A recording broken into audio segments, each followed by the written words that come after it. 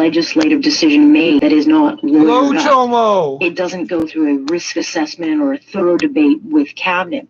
But the CBC had recently reported that. Wow, you can dump so much bad data and yank on the wires in the walls till my router resets.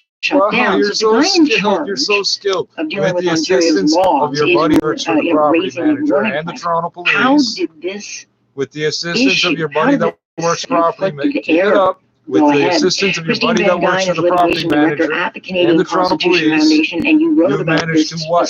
What have you managed to do? The National Post. But again, when the warnings are raised, how could they have gone ahead with this? I mean, I think that's what makes this so disturbing. The CBC has reported that do you really check every link before you come back?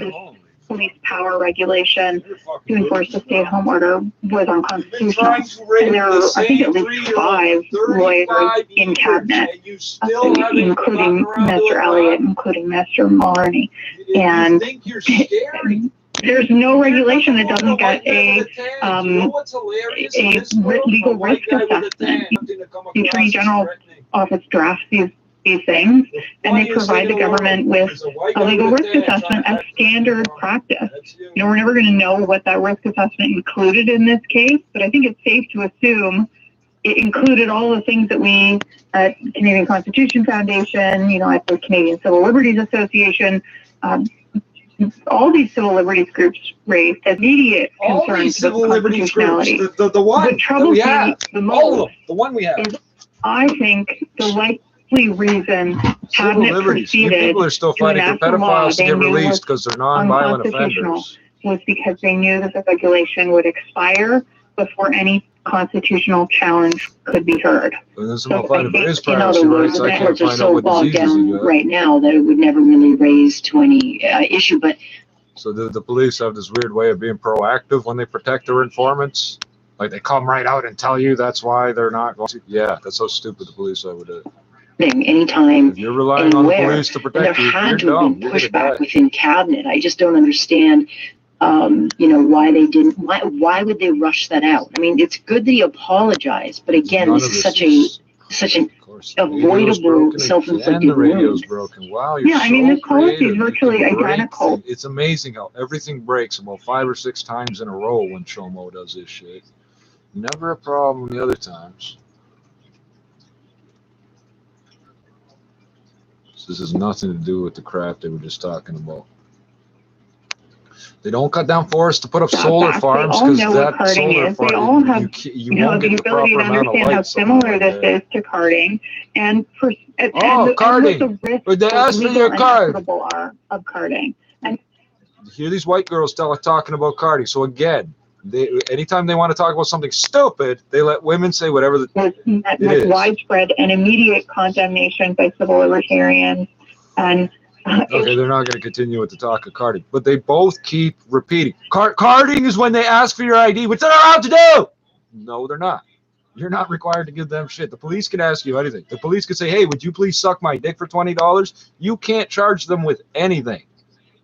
They're allowed to ask you. You're not required to answer them. So carding refers to around 1997, 1998. The Toronto police put out, this happened over and over, but for example, they were looking for an Asian suspect. I don't think they ever found the guy. They put out on the radio, they were on the computer, they're looking for male yellow. They kept putting racial slurs into the CPIC computer, so the Canadian Police Information Center revoked their right privileges to that computer.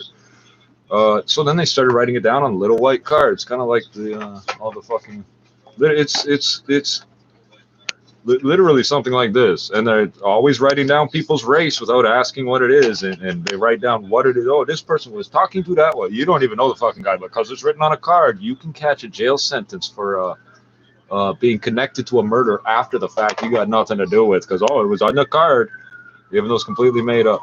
It's a completely illegal database. They're not allowed to collect that personal information. And on top of it, they make up the personal information. Somewhere along the way, they must have got their right privileges back, because even though I've been through Gladue Court, I've got status and sickle cell. All those things are on the court computers. It still says ethnicity white, capital E ethnicity, all caps white.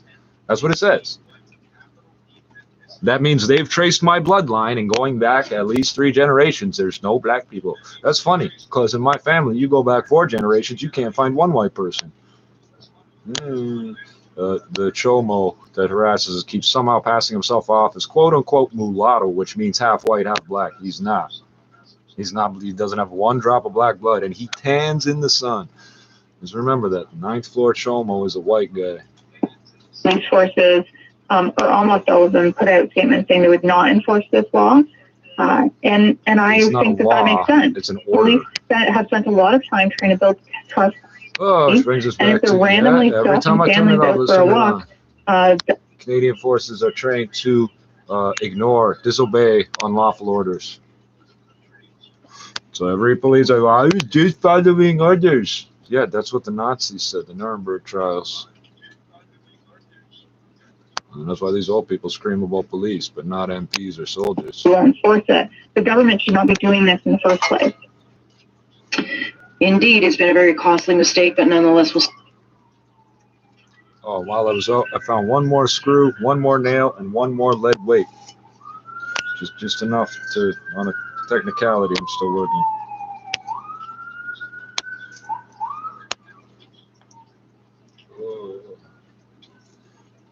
And as I keep saying, I would like to bring you something more and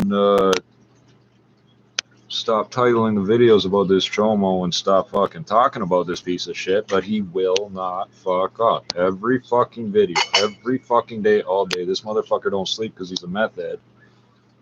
Yeah, so the last video lasted, what, 6 minutes? He does not like it when we speak, and he can't counter it. It disrupts his, what's the word? His narcissistic bubble. Canadian Tire's big spring tire sale is on now. Remember, all pedophiles think they're geniuses. They all think they're gods. They all think they're the scariest, most intimidating person in the world. They all think they're the most intelligent person in the world. Statistically, none of it's true. You're below average intelligence. You're bootlickers. Remember, somebody supposedly, you always make up the story, somebody did something to you, and that's why you act out towards others. But it's funny, nobody I know that survived that has ever had that impulse ever. So that's made up too. So, how was life in South African jail, you fucking pussy? I believe that Joe Manchin is going to do the right thing. Hanging over the infrastructure debate are 2 recent moves by Manchin. He's now a co-sponsor of the pro-union. The United States and Canada are both copying. But he also last month rejected. The United States and Canada are both copying China. China's got 60 million empty housing units in China. They build entire cities that are empty on purpose, preparing for when the population goes up. Canada and the United States are both doing, oh, we're going to do infrastructure spending. We're going to build housing. So when you hear advertisements for condos that you can move into now, they have to sell 70% before they start building. Once you take possession, you have 10 days to walk away scot-free and get all your money back. And there's 30% plus that have not sold out of these fucking buildings. If you can move in today, they don't have. They're preparing for a population growth that's never going to happen. It's never going to happen. This isn't China, stupid. Your birth rate is 1.6. It's never going to happen. Parts by appointment only. See HondaOntario.com. Ontario's COVID. And also, somehow they think psychologically this bothers Indians. All this concrete and steel is bad. It's on our land. Hey, we would have built it anyway. Who built your fucking sky rises? Oh shit, he's right. Black people and Mohawks.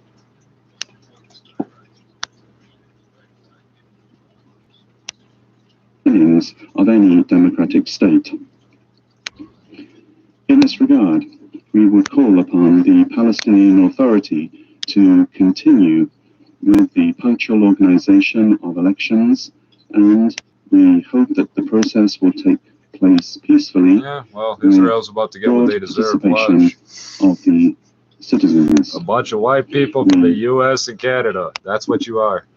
Oh, and then the founders from Austria. We know blonde-haired, blue-eyed Jews. Blonde-haired, blue-eyed Jews that stand 6'6" and are trim and lean. Bullshit. Condemn the We're from Africa. The Israeli security forces.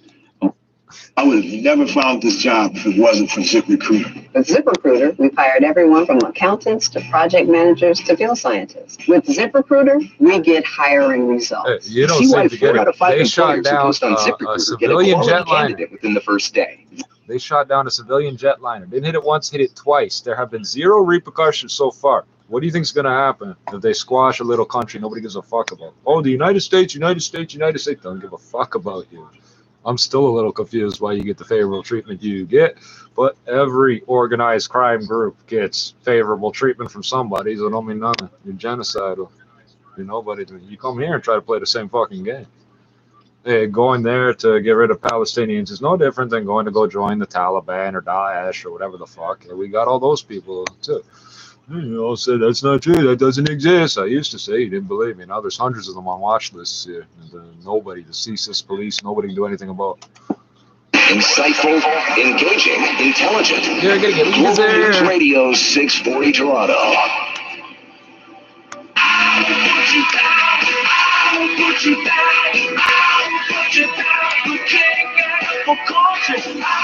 You're listening to On Point with Alex Pearson. Well, we were. Yeah, skip 4 or 5 stations. That's good. This has something to do with what I just did. Oh, there's the tomatoes. And that's all you're going to see.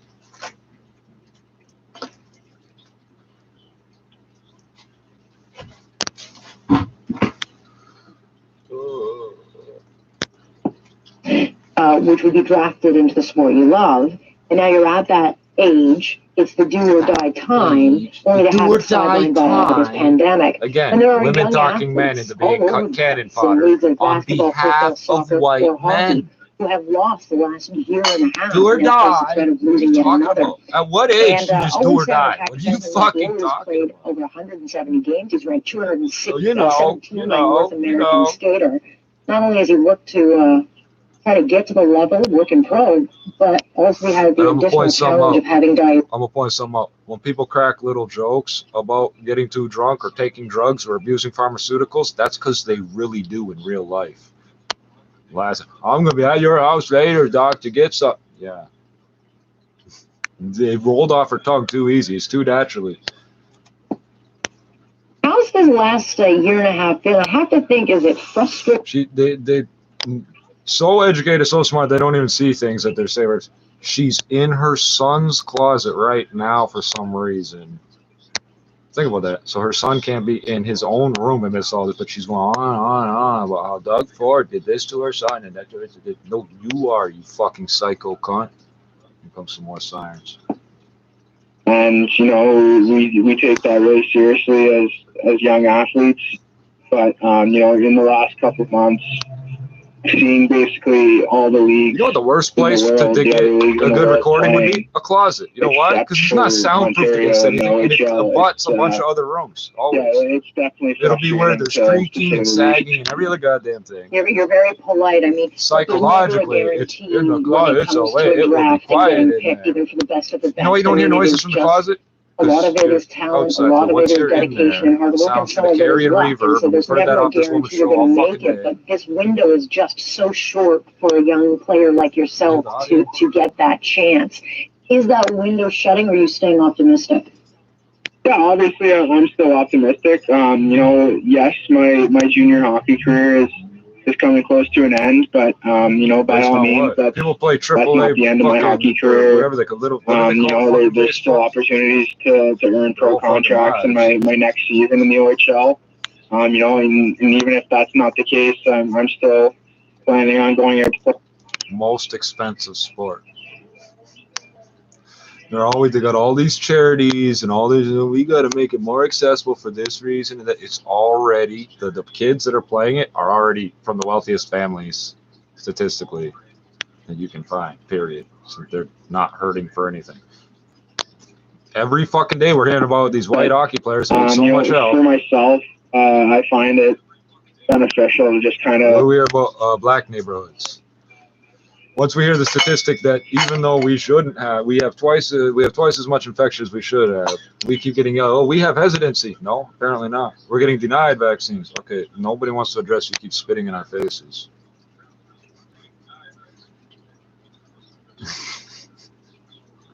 Who's not lining up for the vaccines? White people with money. Not lining up. You niggers have to get over your hesitancy so we don't get sick. Okay, well, your vaccine has nothing to do with it. It's hesitancy. It's misdirected. No, dude, the Tuskegee experiment happened. It happened. Oh, but that's misplaced. Not misplaced. It happened.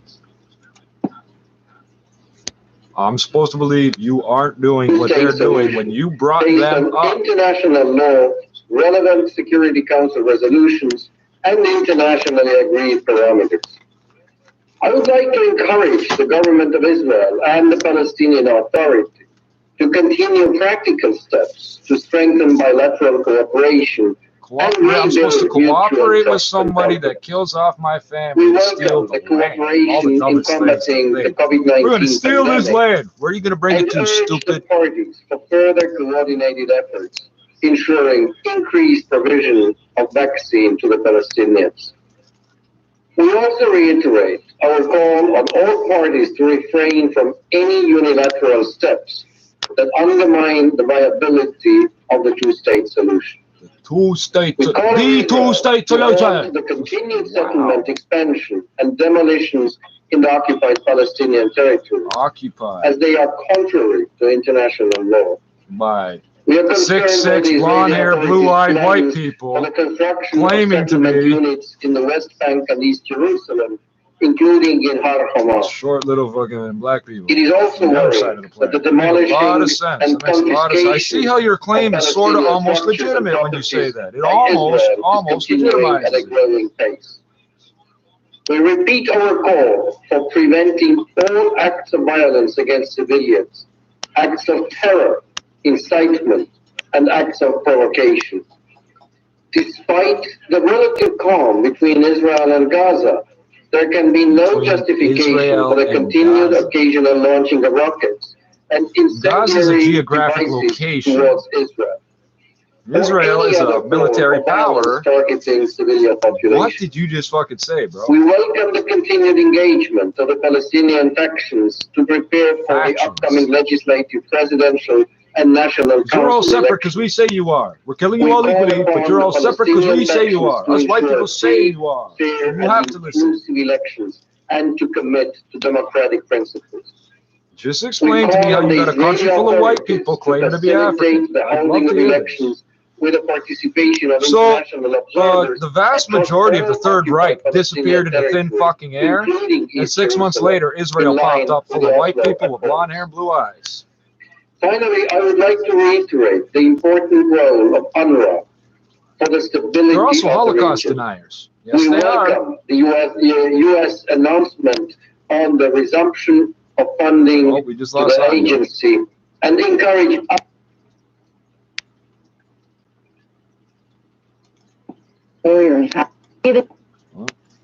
You're Holocaust deniers.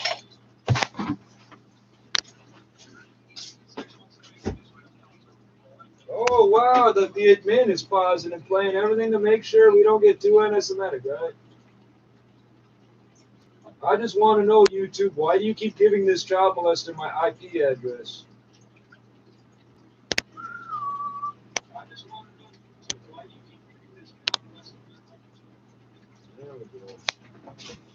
Yeah, this device stops, then that one, because you're making me stand up, because I couldn't plug it in over here if I really wanted to, you fucking retard. So yeah, they deny the Holocaust too. Every time a number is given as to how many people were killed, 2 million people were killed. Yes, 1 million Jews were killed. No, 2 million. There was other people too. Oh yeah, 2 million Jews were killed. Yeah, I've watched the number. It went to 4, then 8, then 12. And Israel's official position: 6 million Jews were killed. The Jews were done last. The Jews were done last. That's why you know the story of them. All the other groups went first to the chambers. And I thank my team, I thank you, and we'll see what Friday's conversation brings us. We'll do that. On point. Roger's cell phone in her son's bedroom, making jokes about doing prescription drugs. Attention passengers, this is your captain right speaking. on the fucking radio, and still really, nobody Dad? wants to say nothing about it. My whole world. I mean, it was the first time, you know, I mean, even just being a woman in the rock scene. Wow. IDF are a bunch of pussies. A country where everybody's required to do military service, you aren't special for being in the military. You're a bunch of pussies when you come over here. If everybody's required to do it, you ain't special at all. So, pussies. I got that hard, that soft, that cook that fucking white. In my kitchen, serving fiends, feeding addiction. My money's straight, this life I lead me fucking bitching. I wave and flex with black and green like LA Crips. But we ain't them, this puzzle piece can't hear a bitch. Black bandana, black and green bandana. Black bandana, black and green bandana. Black bandana, black and green bandana. Black bandana, black and green bandana. Black bandana, black bandana, black and green. Black bandana, black bandana, black and green. Black bandana, black bandana, black and green. Black bandana, black bandana, black and green. Black bandana, black and green bandana. Black bandana, black and green bandana. Black bandana, black and green bandana. Black bandana, black and green bandana. Black bandana, black bandana, black and green. Black bandana, black bandana, black and green.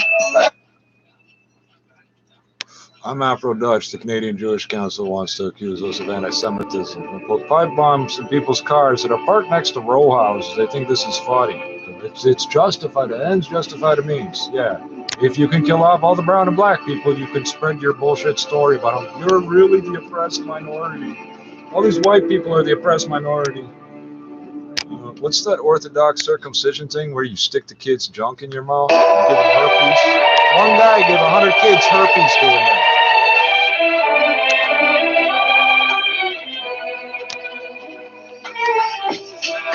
Tell them that the squad's here. Give up on the plan, fam. Every year's all year. Top tier, toe tagging, coat magnum, bolt banging, park running yard after summer saw the ropes wagging, no bragging. I'm the hottest offer on the table still. Stocks 80 mil, it never drops like the cable bill. Play the fill and dash while I jump a trillion hurdles so we can't.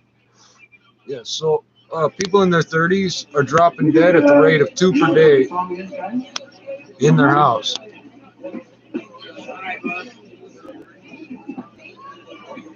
What the fuck was this?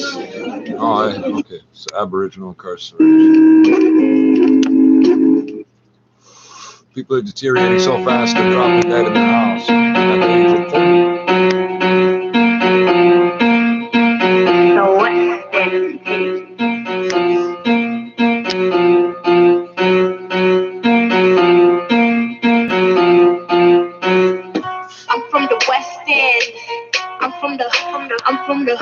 I'm from the West End. Nigga, what you saying? I'm from the West End. I'm from the West End. Yo, I'm coming straight from the West End. Move from the Jane to the West End. Watch how you talk when you walk through my hood, cause you know that my niggas be pressing. Heavy artillery weapons. Ain't really into the questions. I ain't condoning no violence. These youngins are wildin', they move kind of reckless. Got the keys, police stay patting niggas. Stay cheese, a familiar face taxing niggas. Safety, didn't even wanna slap the nigga, he made me. Ain't nobody telling me nothing, and you.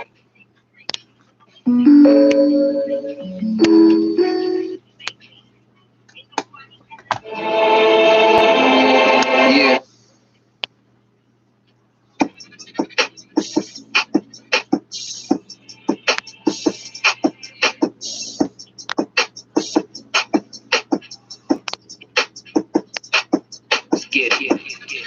We've been gone since like July. I ain't want no problems, really try. Niggas play the part. Start. We can make the auntie push the cart. April 22nd. Good evening. I'm Scott Burnett. I'm Michelle Morton. Here's what's making news this hour.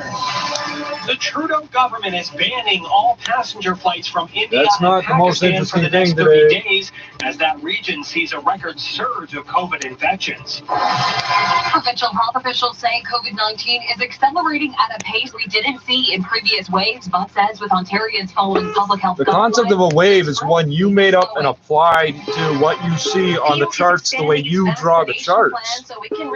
There's nothing there that says it's a wave. On-site clinics will be held at Amazon, Maple Leaf Foods, and Maple Lodge Farms. The Premier now says his government will be introducing paid sick leave, but he didn't elaborate on what that program will look like or when it will be coming. It won't happen.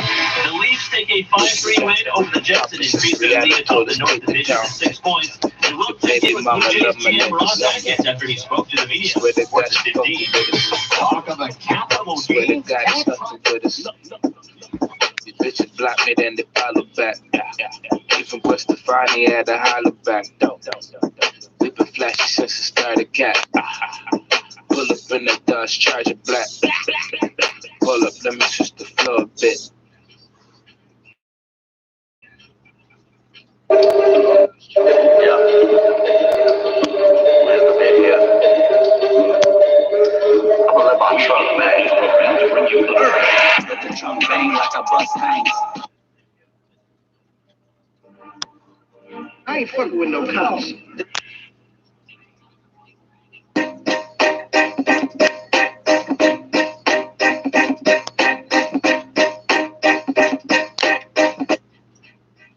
Hey, yo, Stick, check this shit out on the news, man. 10,000 law enforcement officers are trying to find a killer in Los Angeles, California. A sweeping manhunt triggered by this man. Motherfucking police always be fucking with me. Everywhere that I go, motherfucking police always be fucking with me. Everywhere that I go, do I look like a criminal? And more. Who makes the best tenant? Simpleinvestor.com. People that have been fucking up the real estate industry in Canada for 30 fucking years are going to tell you who the best tenant is. This evening could end up seeing some flurries, but I think after about the midnight hour, we should start to see some clearing skies. Frost may develop in some parts of the GTA, and we're expecting to see temps dipping just around the freezing mark. Our overnight low tonight is 0 degrees. In Toronto, it's 3 degrees and clear at Toronto Pearson, 2 degrees and clear skies. 680 News Time, 10:03. After India and Pakistan saw outbreaks of COVID-19 and while concerns over another variant, Oh, he said them correctly, right? wave, the federal government is stepping in with a travel ban for 30 days from those countries beginning tonight. 680 Parliament Hill reporter Cormac McSweeney with the details. After mounting pressure to take more action at the border, Transport Minister Omar Al-Gabra made it official. I am suspending all commercial and private passenger flights arriving in Canada from India. Now listen to how they embellish. There's going to be extra this and extra that. Be allowed, and people from those two countries who still try to enter Canada through connecting flights will have to produce an additional negative COVID test from their last stop. At least 34 flights from India and Pakistan have landed in Canada in the last 2 weeks, carrying dozens of passengers who later tested positive for COVID-19. It's two different flights. Trying to avoid Yeah, come up with another one. Instead, favoring I'm watching you closer to make you follow the same rules you would have to follow anyway. Comes after MPs in the House of Commons passed a motion, and the Quebec and Ontario premiers signed a letter demanding new restrictions on flights from COVID hotspots. Thanks to the B1617 variant, India has set a global record, logging more than 330,000 new cases in a single day. When they grounded all the flights, and then remember, everybody kept saying that it's coming in on these planes. In 24 hours, Ontario's chief Remember, you're paying $6 billion for Air Canada to stay in business. Because of the virus. 680's Madison Fitzpatrick joins us live with those details. Madison. Scott, Ontario's chief coroner, Dr. Dirk Heyer, says people are now dying in their own homes, with COVID-19 now accelerating at a pace we didn't see in the first two waves. And Dr. David Williams says they're seeing patients at a much younger age. In the first and second wave, some age groups said it's not really a big deal for us, Canada. as Dr. Heyer's been alluding to and trying to say. Now in this third wave, he's been alluding to, and he's been trying to say, they thought was a benign issue before, it's not a benign issue. And many of our frontline healthcare workers are saying there's younger people coming into the emergency department, not just feeling well, they're coming in critical condition already. Dr. Williams adds there is a glimmer of hope as we are slowly seeing the impact of the stay-at-home order and what happens when residents follow public health guidelines. And this is what again, pretending the one thing has something to do with the other. To do the best we can to keep those institutions, such as our hospitals, and we hope someday our schools open again because we have to do our part all the time. We went from 80 a day to 4,500, and going to 4,000 is keeping it down. You guys are geniuses.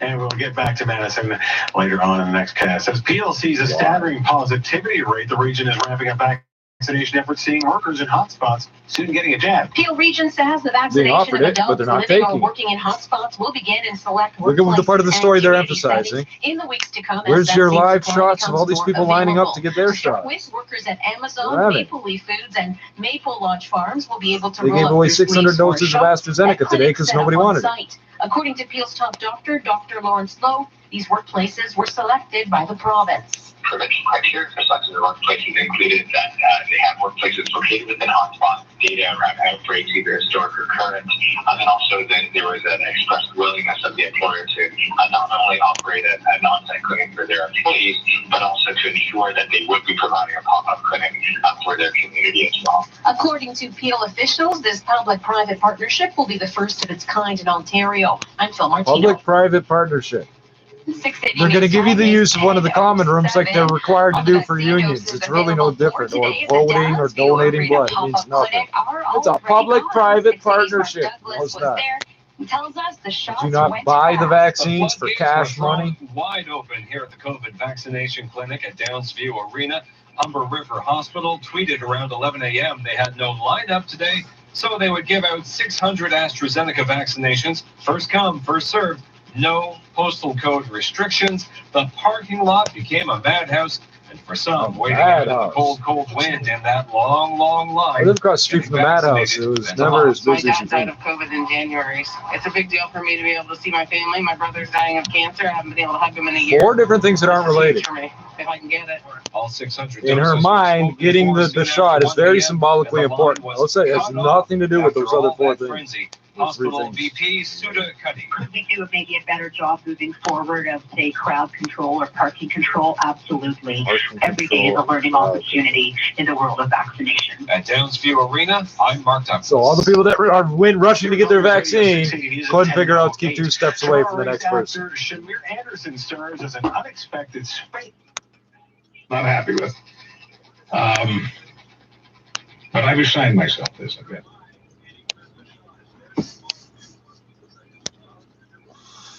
I didn't make this be the chosen course of action for the world. We were supposed to stop this thing in its tracks, and you didn't. You didn't listen. You didn't listen 20 years ago about the bats. You didn't listen about the bees and the bears. So there's nothing I could do about that. I'm laughing because everybody's trying to make me sick because I'll just drop dead, and I'm terrified of germs. I don't know where you got any of this shit from. And all those people are dropping dead for various reasons, not just COVID. Not my fault you did. I haven't spread this shit to anybody as far as I know. Beyond unfortunate. It is actually sickening. So today I'm watching the Minister of Transport, Omar Alghabra. He's on with my old friend Bashi Kapelis. And he says, when asked the question that everybody wanted to ask, of course, after the announcement had been made that flights from India and Pakistan have been suspended for 30 days. That's what journalists it's about why. The question why. Leaping time. Thank you, Canada. Thank you, Government of Canada, for finally doing what we've been calling for several weeks now. Several weeks. So naturally, Bashi Kapelis this week, if you would say this, it's Monday. Fucking liars. Why not sooner? Right? Everybody's better. Well, they told us last week they'd be cutting the flights off at 1 minute after midnight 2 hours from now. That the government was only starting to see alarming data. We've been asking for this for so long. No, yeah. Linked back to flights from India. This guy, I'm ordering blah, blah, blah. We knew that 4 days ago, whatever day it is, 4 days ago. Oh, my God. Everybody talk. I'm ordering all these flights to stop. Yes, 4 days after we got told that was going to happen, you're telling us this. That's great. And this guy, we've been complaining for weeks. No, you haven't. You didn't pay any attention to India until after we were. There was nothing to pay attention to recently. It's not weeks and weeks. It's about an hour and a half drive west of Canada's capital of Ottawa. And Natalie spent most of her childhood there. And so we were actually both members of the Petawawa Legion community band, her playing flute. Oh, no Indians allowed. Did you know that? I am, because of course, being 12 years older than me, she moved out to go to university. Her flute sat on the shelf once she left for university. And I have to say, for me, the clarinet in the world.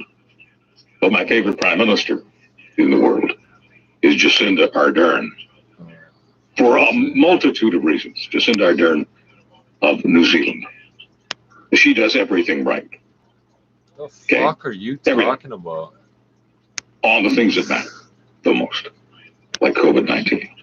Like New Zealand is virtually COVID-0. I mean, they're virtually COVID-free. Okay. Because of how she and her government has handled things. So if you follow my playlist, you know that one of the most recent videos is the cops stealing $50,000. It's always this prime minister is my favorite, the most racist in the world.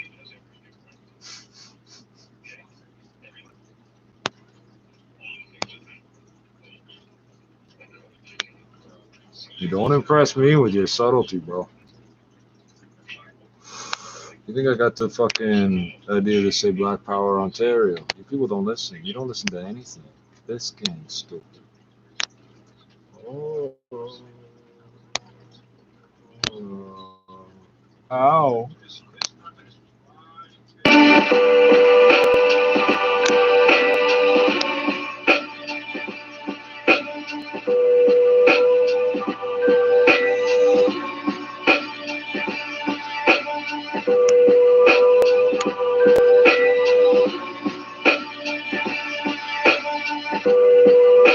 Flyest niggas since kindergarten.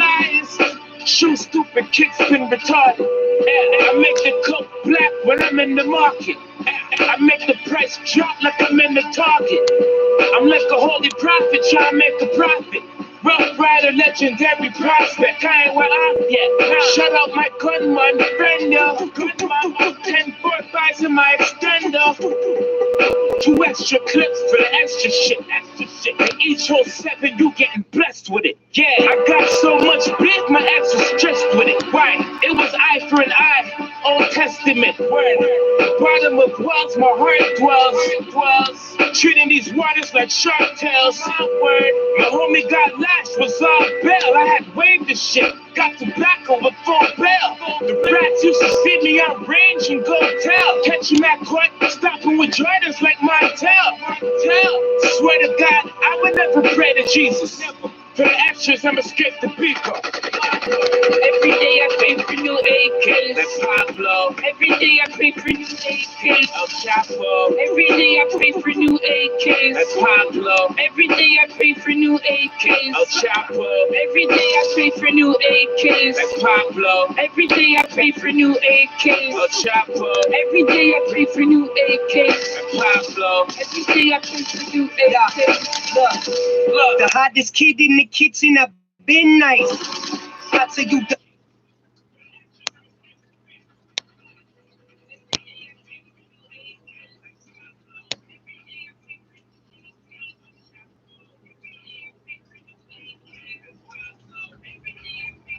Well, this is interesting. So interesting how many fucking glitches and problems we're having. It's so interesting.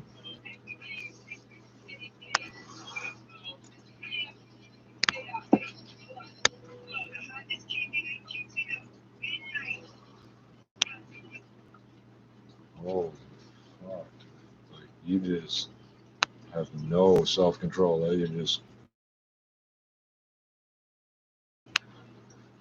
compulsive, eh? Pathological, eh? I'll just wait for 3 minutes for that to stop happening. No, I lit the joint. Oh, no. My property is doing drugs and I don't want it to. Buddy, I don't know who the fuck you think you are to come into my life like this.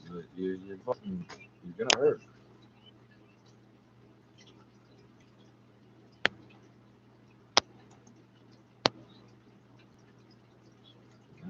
Just do this exact same thing again. Wow, so creative. Well, we got other things.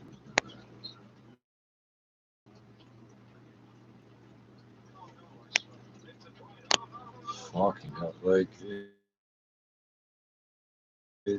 every time you think I'm using the controls of the computer, it goes fucking crazy. But 4 out of 5 times, I'm not at all. You're not good at this at all, dog. You're not. You done? You fucking idiot.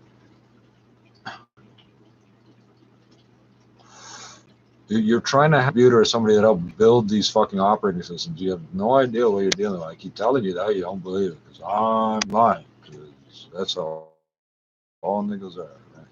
Internet radio isn't responding. That's interesting, because nobody is touching the internet radio. Keep skipping the track forward over and over and over and over. That's good. That's good. I pressed it once.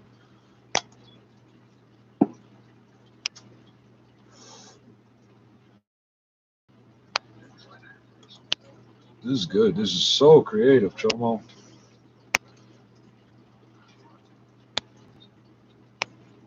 Wow. This is ruining my life. The child molester is being pathological. Bundled tight. That ruins my life and in plain sight. As I tell you about the night when all the wooden Indians came to life. It took centuries for this to be. My grandchild told this to me. They say the spirit responsible. It's up and down. I've been waiting 4 fucking minutes for this to complete. Dog, what the fuck is wrong with you? When all the You're not a hacker. Came to life. You're not a hacker. You dumped everything you had on it 4 fucking minutes ago. The future and the past of these. You are fucking. Could feel their blood move so free as they loosened their feet from their ancestry. I hope you have your offerings close, bundled tight. I know you're going to assume what I'm doing, and it's entering different values than what I'm entering. This is another dead giveaway as to what you're doing, bro. It's a dead giveaway. It was a night filled with mystery. You got the malware. And the reliving of histories. It took centuries for this to be. He doesn't believe that what he's doing shows. And when I point it out, they say the spirit responsible. Still 8 seconds later, because he's got the longest hang time in the fucking world. On that night, so I'm going to press this, whatever number I'm going to press it, we'll see what track it ends up on. Yep, up and down. This is very creative. Keep it up. The future and the past of these. Why don't you just kill the audio, close the tab, or reload the page, or whatever their feet from their ancestry. What do I keep saying? 8 seconds. Screen shrills. I'm literally counting 1, 2, 3, 4, 8, and that's when the result happens. You're not a hacker. You're not a hacker. The windows of you're a child rapist, but you're not a hacker. You're pathological, which makes you predictable, but you're not smart. You're an opportunist and a manipulative person. That doesn't make you strong or better to survive. The war clubs were dancing. You're the lowest. The totems were chanting. Everybody knows what you are. The second they see ancestors advancing. Your solution to that is to scream and yell and hit whatever it is you don't like.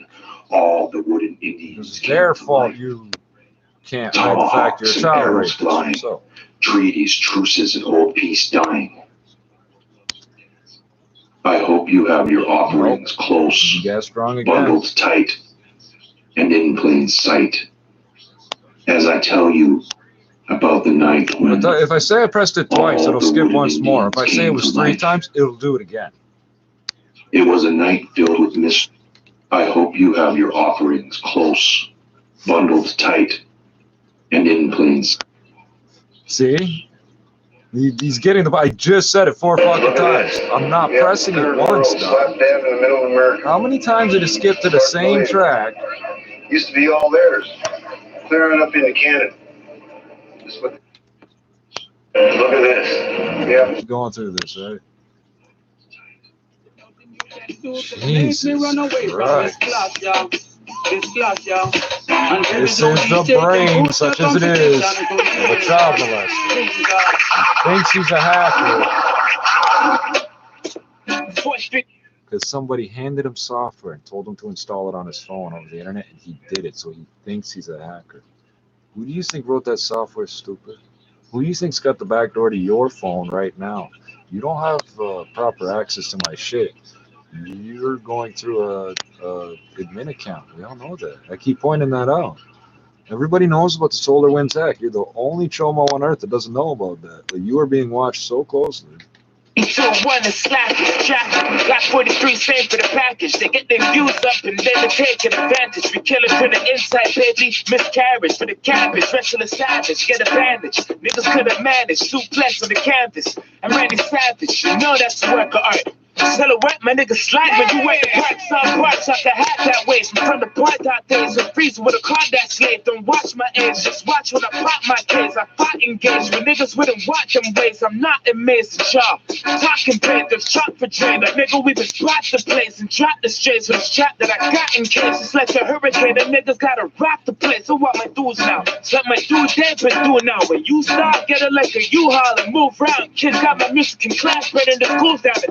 If you were a hacker, I wouldn't be able to keep this running. It would just stop and do what you wanted. This piece off, Jesus, what's Nazareth? You getting money, we gon' tax them all. We can slap the back and forth, nigga, like a racquetball. Bike crash, nigga still rapping when I had crap my job. Got a new strap, see the party I can practice on. You niggas make this easy, cool keezy. Niggas disrespecting their set, she get TT. Couldn't take a shit on this paper, it's not TP. Put my fucking arm up, tell me to drink green tea. I could've washed these bags. I got an AR in this hockey bag. See, that's the most basic. When I step out the matrix, try to give you a playlist. I put that on my handkerchief. I'm from a gang of Crips. Donkey Kong when they're banging off a banana clip. LL when a nigga getting that cannabis. Worst out whenever they beating niggas on cameras. We transport weight, it's grams. On a scale top, the word looks strong enough to bribe or have your bell product. Fuck house arrest and go visit you with the bell cops. You're not home, I promise that you gon' see what that bell does. From the projects, then you gon' catch the concept. From 007 to rock collage in the complex. What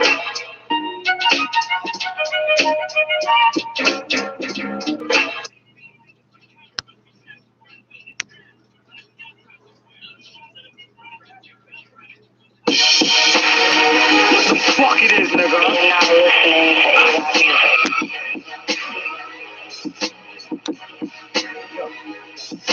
Grinding, that's the motto we live by for timing.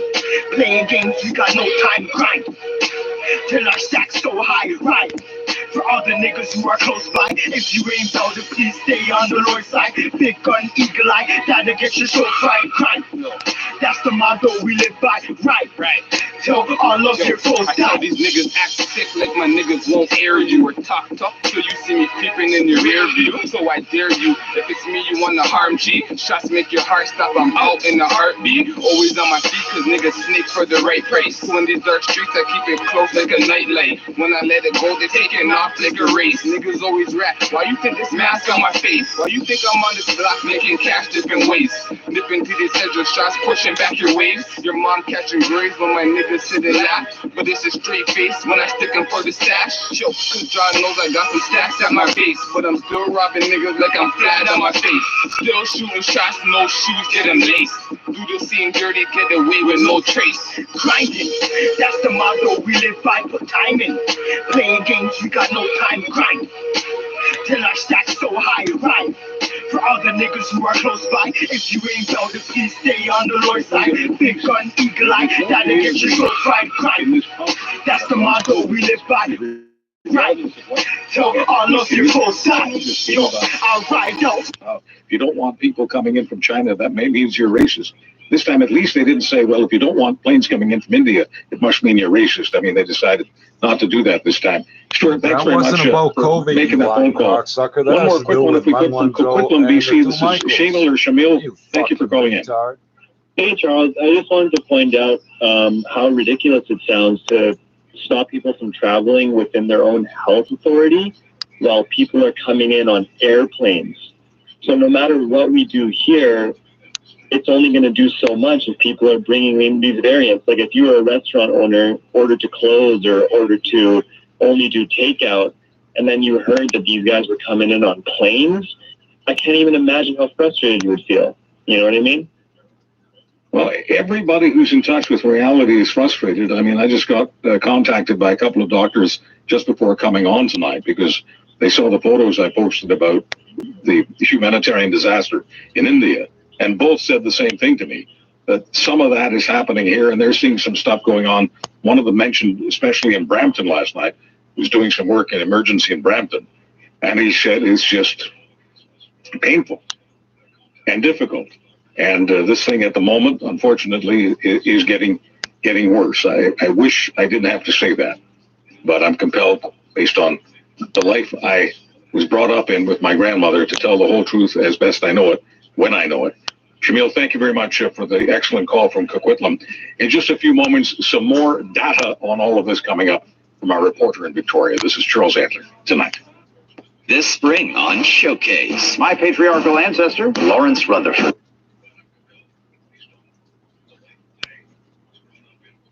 Look very free in the photo. Another photo.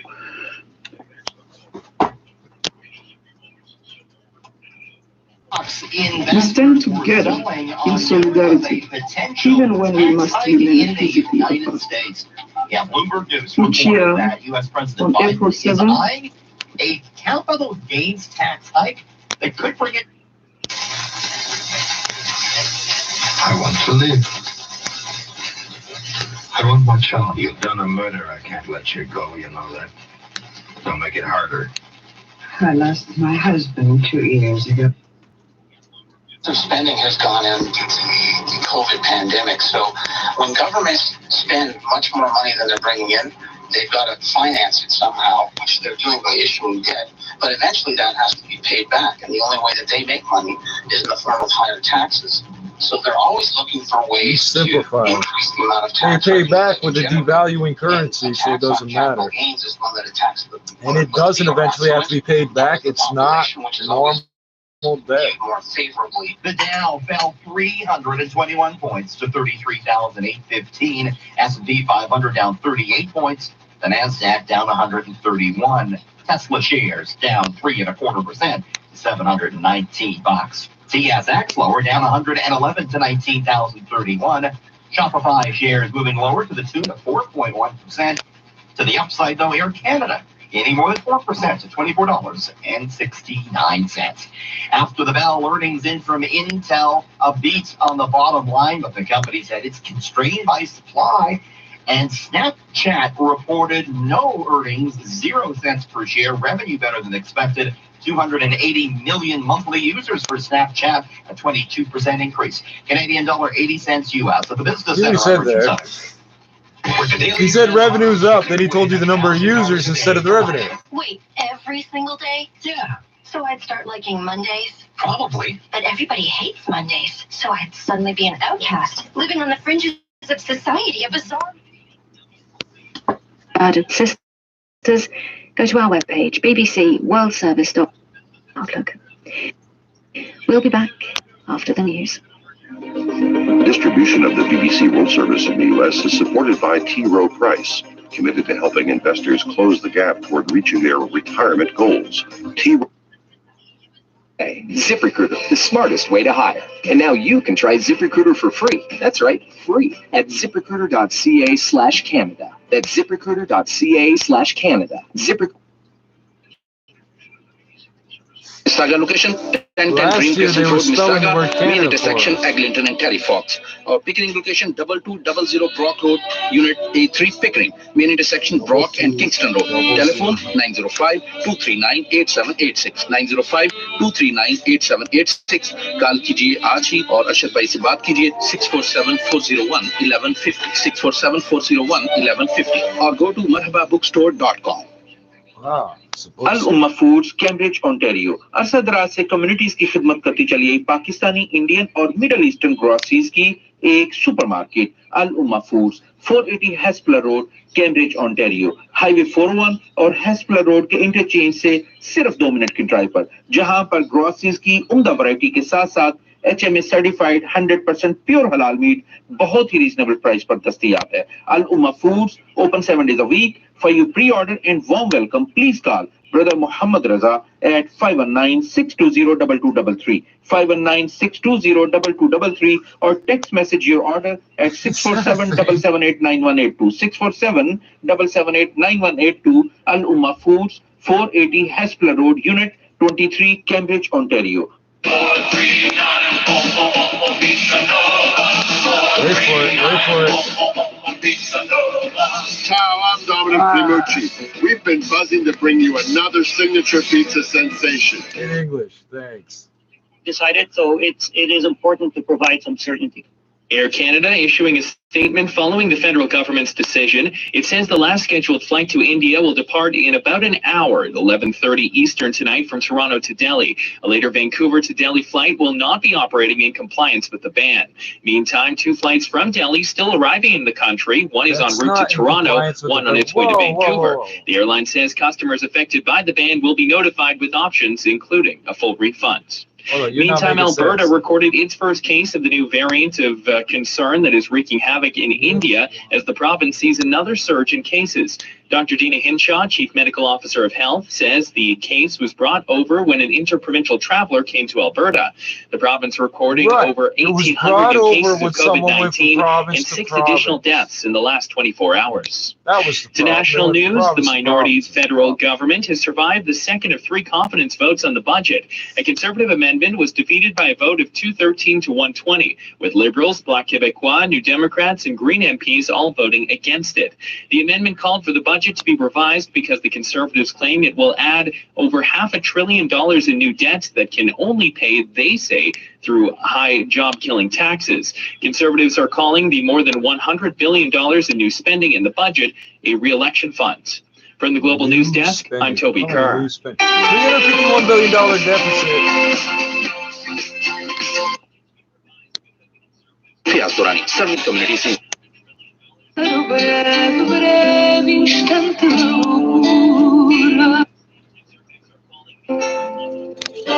Even the people that are trying to, oh, I'm critical of the Liberals. They keep saying, oh, there's $100 billion in new spending. They're not saying there's $351 billion deficit. Why would you focus on that? Because even if there wasn't $100 billion in new spending, there'd still be $251 billion deficit. Like, that's mathematics. You can't argue with it. Assuming they're telling us the truth, but they lie about these numbers all the time too. They finally made a decision today to shut off flights to Canada. Oh, and they don't issue debt to finance the budget. The budget process creates the money. It's kind of like how people call a GST credit a check. They call it their GST check. It's not a check, it's a payment warrant. When you endorse it and hand it to the bank teller, that money is created. It didn't exist till you did that. Yeah, and that's why they decided, as soon as they learned about it, about a day or so ago, to make this move. So I've been asking. So the concern is that our money won't be enough to pay off the Americans. What do we owe the Americans? Fill in the blank. My number is 1-877-399-9898, toll free. 1-877-399-9898. I want to sprinkle some calls in with a conversation angry callers that we need to have with Mr. Data himself. He's based in Victoria, but he looks at the national scene, every single community, every single province. And his name is Keith Baldry. And Keith, thank you so much for joining us. I was going to be here, Charles. So, Keith, let me just start with the basic here. Bonnie Henry, who's considered one of the most credible public health people in the world, which is why she gets written up all over the world. She's been on record on when the government of British Columbia and the agencies of the government of British Columbia have been aware of the so-called the double mutant, the India variant, and it was much more than a day or so. But I wonder if you could put some flesh on the bones of what we know to be the truth. Yeah, so this variant that originally originated in India was, I think, the first case in Canada was in Quebec. We now have you don't know where it originated. It was identified. It was isolated. That means the Indian doctors were better than you. That's what it means. A lot of people are confused by the word variant. There are many variants of COVID-19 out there. There is, of course, the UK variant, or the B1117. There is the P1, which is the Brazilian variant. Those are the two most common. There's also the South African variant, the B13. I've got to keep all my numbers straight here, 3751. And also there's the California variant. There's a Nigerian variant. But not all variants are variants of concern. Right now, from BC and Health Canada's perspective, the Indian variant is seen as a variant of interest, not of concern. And when it gets to the concern level is when the transmissible rate is elevated quite high, and that the severity of the illness associated with the variant is elevated as well. I wouldn't be surprised if we get to that point. India had 300,000 cases on Wednesday. 2,000 people died. India is in a very difficult situation right now. Brazil is in a difficult situation for some time, and they've had the P1 variant. So the variants are at more than a wrinkle to an ongoing crisis, and it's going to be interesting to see nationally how the health measures are impacted by the fact that the variants are starting to spread with greater numbers. The assumption now in Ontario, phrase that. BC, is that pretty well every case that comes up positive right now is some variant of concern, but we're just at the infancy stage of the Indian variant. And by the way, Keith, I appreciate the fact that you're again pretending national boundaries have something to do with concern and variants of interest. It's a low percentage of the Indian population, right? That becomes a bit of a distraction. People. Not saying it's not important, but just wondering if that becomes a bit of a distraction from the central issue. Is government doing the best that it can to stop viruses, coronaviruses, whether they're called variants or not, whether they're variants of concern or variants of interest? Are they doing their best to stop the virus from coming in? And I got the impression from watching Dr. Bonnie the last couple of days that she was saying that, yes, there are variants of interest, but not necessarily concern, but they're definitely coming in from outside the country. Now, of course, it's being spread throughout the country at the moment. They get that. But they came from somewhere, and they came from India. Yeah, and it's really important. Remember, variants of interest are still COVID-19 cases, and COVID-19 is something you do not want to get. And in terms of whether governments are doing enough, I think it's been made clear through this pandemic that governments can only do so much. It's really up to the population to determine how this is going to go. You know, you can order a lockdown, you can order businesses closed and such, but the fundamental parts of public health are wear a mask indoors and really associate with as few people as possible, be in contact with as few people as possible. The government can't really enforce a lot of those things. They can give you tickets. You can choose to ignore them. It's really up to the population to decide whether they're going to buy into this. So government's can only take you so far. I think that's been our experience in Ontario and Alberta and other provinces in BC, where you got Doug Ford, you know, going one way one day, another way another day, as the population either rebels or embraces the public health orders. But keep in mind, the more we talk about the variants of concern, I think that you're right. That does distract from the fact that these are all COVID-19 cases. And COVID-19 is an extremely serious virus in terms of the threat it poses to an enormous segment of our population. So don't get hung up on the variants, and don't get hung up on the difference between the UK and the P1. Get hung up on the fact you don't want to get COVID-19. We have to. I just want as little virus coming into the country as possible. Exactly. I think government has a responsibility there, and people think that the government, at the moment, most people think the government is being a bit lax. I mean, no, Charles, you see people getting off the plane and just walking away with a ticket. A ticket doesn't stop COVID. No, that's a very good point. I've been puzzled since day one why we continue to allow a significant amount of international travel from hotspots and from non-hotspots. There's no reason to get on a plane right now unless you're absolutely essential. This is not the time to be a tourist. There are many Canadians coming home and they should be allowed to come home, but they might also want to think, maybe this is not the time to come home. Come home later. But the international airport situation has been sort of an outlier, I think, amongst all public health protocols since this began. We've been concentrated on restaurants. We've been concentrated on our households, our social distancing. There hasn't been a lot of concentration on international travel. People are getting on these flights. There are people with COVID on these planes. They get off.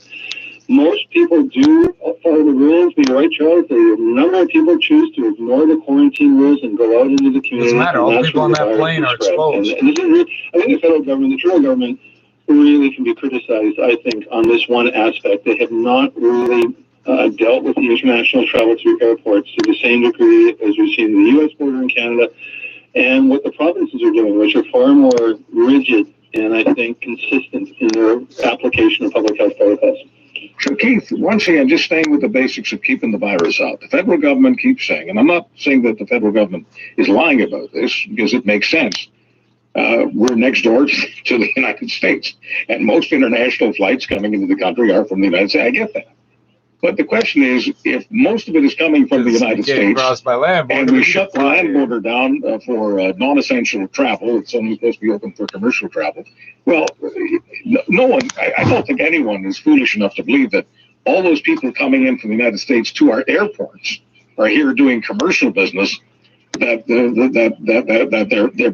they're bringing in, groceries that we need in our grocery stores. I'm just being absurd here because I find the idea that we close our land border but not our air border a little bizarre. That's real. It is bizarre. Again, I've been struck by this since day one. I mean, it was pretty simple to close the land border. It's closed to all but essential travel, which is basically commercial trucks and people needing medical. People driving to Alaska for some reason are allowed. Need to go to the States for cancer treatment. You can't cross from that little piece of Washington. The vast majority hanging off the side of BC. Crossing at the land border are commercial trucks to supply the food chain, the supply chain.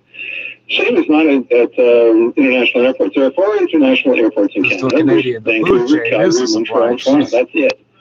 And health authorities post exposure notices that a number of flights of international origin are coming in with people testing positive. And it's, again, when the fact is, and it's been reported that a number of people choose to basically ignore the quarantine rules because the quarantine fine in some cases is not even as much as the hotel bill you have to pay if you quarantine. And that's a huge loophole that many people are exploiting. And the fact that the variants are much more transmissible, in some cases as much as 50% more transmissible, is even more alarming. Why airports? Yeah, but how are you turning that into a number? In the way they are. I wonder if the Trudeau government droplets travel 30 meters. They told us last week. The Prime Minister said that they were not going to. They were looking at shutting down travel from India, but they weren't there yet. It was much more complicated. Today, boom.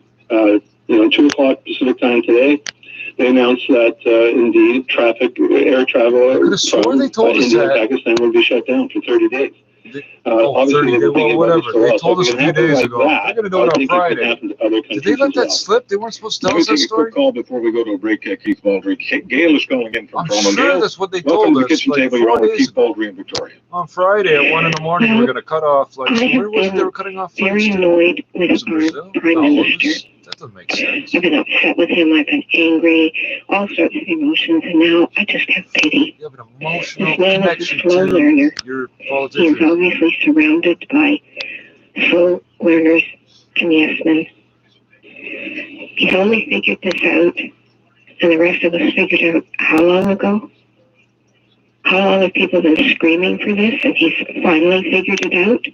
What are you talking about? So now I have to stop being angry with him and have some pity for him. Oh, fuck off. That's all I have to say, Charles. Good night. Thank you for saying it, Gail. Thanks for taking the opportunity. Our number is 1-877-399-9890. If you're texting us, please give us your first name and location. He hasn't figured out anything. 399-9890. We continue our conversation off flights with to one country. National Affairs Analyst and Global News BC Bureau Chief in Victoria, Keith Baldry, in a moment right here I'm Charles Ankler. A moment. There's going to be about 8 minutes. Shit. This Sunday morning on Your Life, Your Money. Strategies for retiring at age 55. All guests 60, on the program are paid by the 70. advertiser. Regardless of the age you want to retire, you need to have a plan far in advance. Start your planning now and see what factors play into retiring at your desired age when you join Calvin Money Guide. Now, motherfucker! This Sunday. Who doesn't want to retire just right now? You come out of retirement when you feel like it.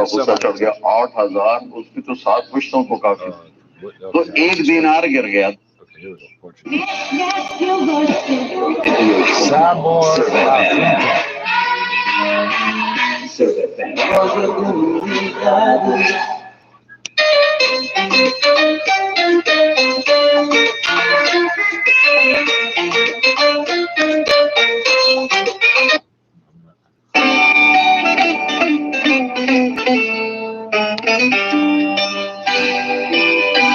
That's almost the same goddamn riff. Slow down a little.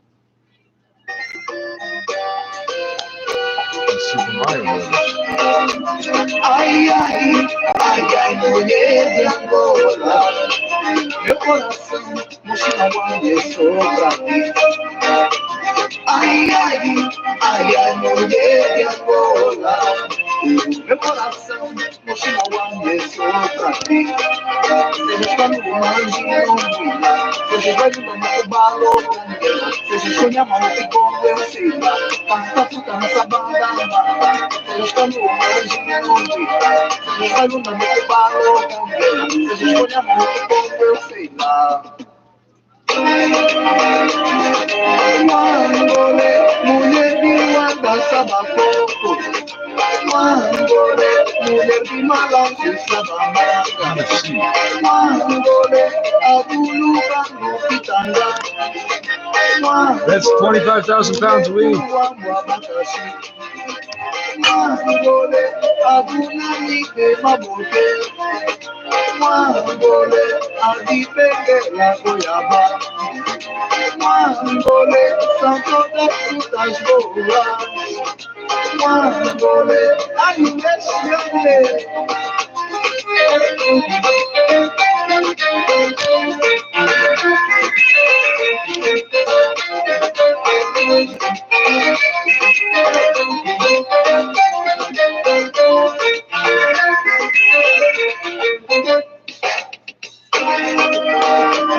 Ai, ai, ai, ai, mulher de Angola, meu coração, mochila é só pra ti. Ai, ai, ai, ai, mulher de Angola, meu coração, mochila é só pra ti.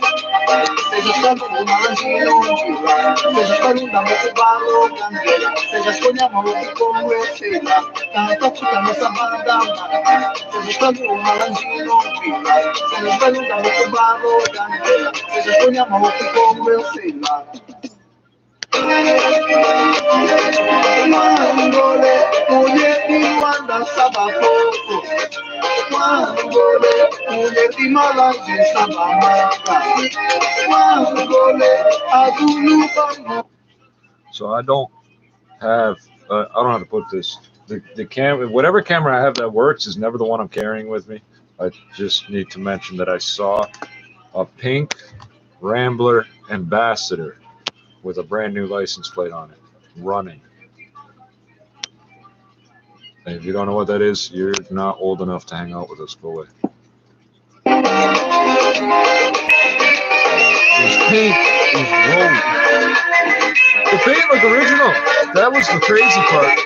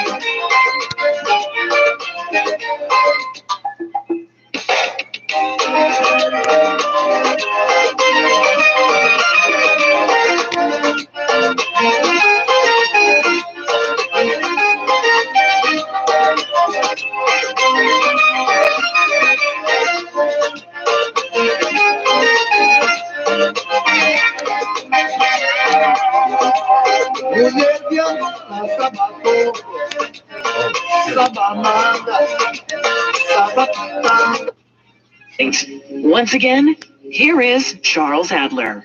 Taking calls and talking to Keith Baldry in Victoria. He's with Global News. He's a national analyst, and so, of course, we're looking at COVID. And Keith has been on the job every single day for over a year now. There's nobody in the country that's monitoring the issue more than he is in the world of journalism or anywhere else for that matter. Bart is texting in from Winnipeg. Keith, I wonder if I get a quick one from you on this, and then I'll go to Harry in Edmonton. Bart's saying hopefully it's not too late, but can they fly to the States? Can people fly to the U.S. from India and then into Canada? And if they can, what difference does any of this announcement today make? Keith Baldry, your take. Yeah, no, that's a good question. I've been asked that today. I don't know the answer to that. There are loopholes in all restrictions and health protocols, and people try to take advantage of that. In any event, you're still going to have to quarantine, no matter where you land in Canada. You have to do it for 14 days, but people are willing to exploit that or ignore it, and that is a cause for concern. But there are going to be people, there's always people trying to skirt the rules and find the loopholes, but I think those are in the minority, quite frankly, Charles. But that is an interesting question, and one I've been asked several times today. But again, this is a relatively new announcement. We don't have all the details yet. So the UK is banning flights from India, so is Canada, so are a number of other countries. New Zealand was doing this over a couple of weeks ago. The UAE announced today, and there are other countries as well. The US why are the banned Americans as casual about this as they are? Britain banned. You know, that's a very good question. The Joe Biden administration has been much more accepting the fact that we actually are in a pandemic with enormous measures required to deal with this, more so than the Trump administration, but they haven't taken the same approach. I think part of it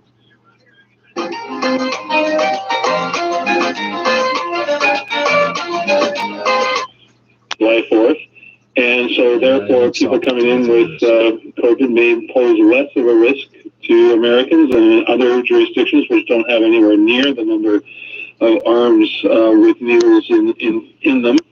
But again, it's an interesting contrast, and I think Biden is really concentrating on vaccinations more than anything else. Take Edmonton next. Harry, you're at the National Kitchen Table with Keith Baldry. Go ahead, please. Hey, good evening, and thank you for taking my call. I know two cases.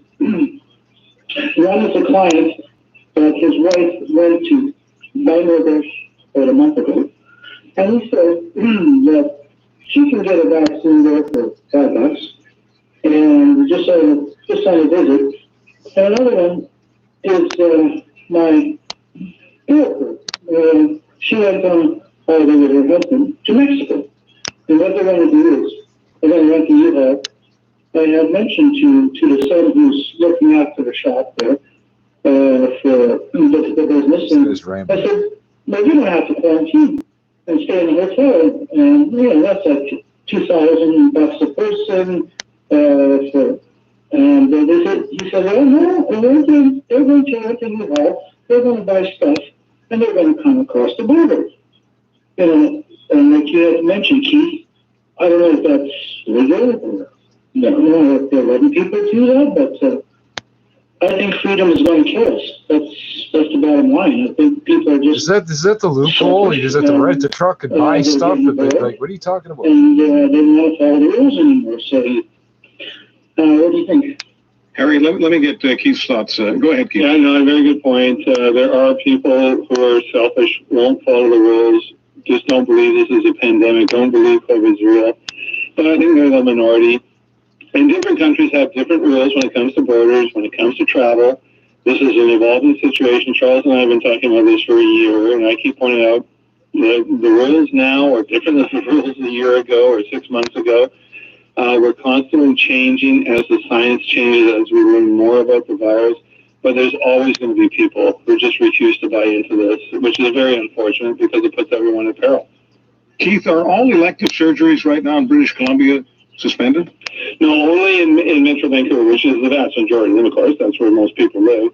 But people are, I think, confused about why this is happening. It's not because there's a bed shortage. It's not because we're being overwhelmed in cases in so many beds.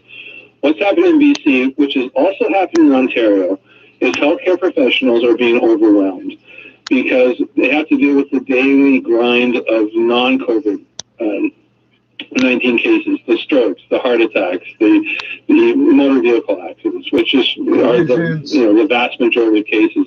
But as COVID cases creep up and in significant numbers in Ontario, Alberta, and BC, that means these healthcare workers on the front lines have to do more work, do extra shifts, get redeployed into other areas, and that's why there has to be a suspension of elective surgeries, because if you don't need to have that surgery, don't have it, because it requires maybe the involvement of 2 or 3 frontline healthcare workers who are exhausted, and give them a break. And so that's what's happening. More than 2 or 3, almost 2,000 cases, about 750 cases or surgery have been suspended and rescheduled, as is happening in Ontario. There's all the so-called lower skilled workers that back those people up. Are overwhelmed right now with the surge in COVID.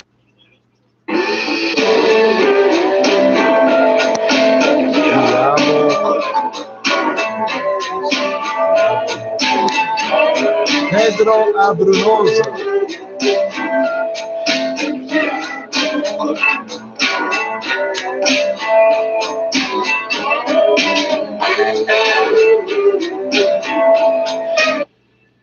चोट और जख्म महसूस होना शुरू हो, इसलिए कि अब आपका जो Pelas noites mais revistas que cantei, saudade, saudade, pelo fado muito amado que abracei, saudade.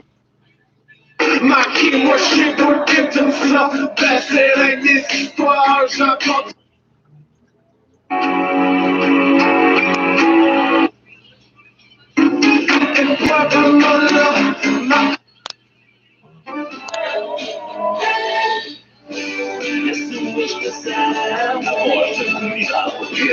A sua música todos os dias e na Serve FM. It's a Serve PM jingle. That's the PM jingle.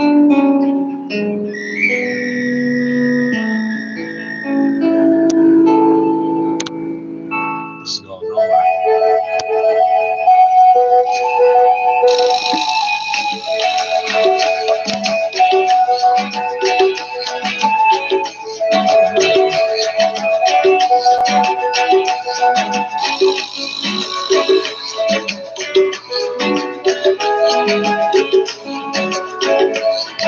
It sounds like no words to this. Damn. Fuck, I'm losing track of it. में से खत्म हो जाता है। ये तो दुनिया का फायदा रहा जो बेशक हमारे खालिक हमारे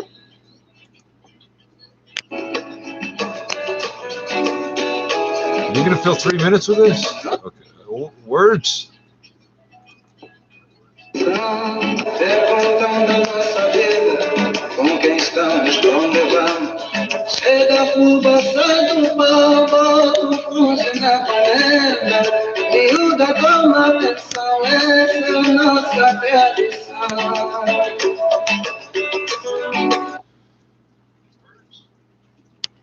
It's snowing out. I know it's the end of April, but it's snowing out there like it's not supposed to be. It's snowing. It's -8. And this is gonna piss me off. Like, hot summer day, some sort of food or drink. No, snow.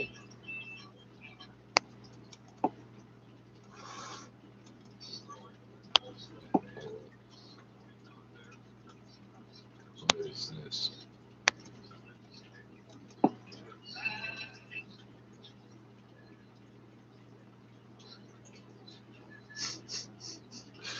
There's a picture. There's a picture of the police. He's got some sort of strap or something across his chest. It says POCE. Can't see that line. POCE. That's what it says. I swear to God, there's a thumbnail. I didn't take the picture. What is this? Well, whatever it is, I'm gonna like this. Did we lose audio again? No. Oh, this will work. This will work. It says POCE. It doesn't say police. It's POCE.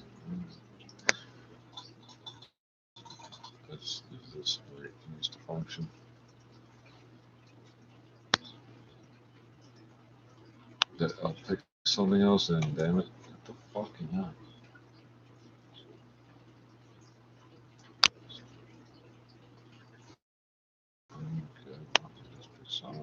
What it is, B.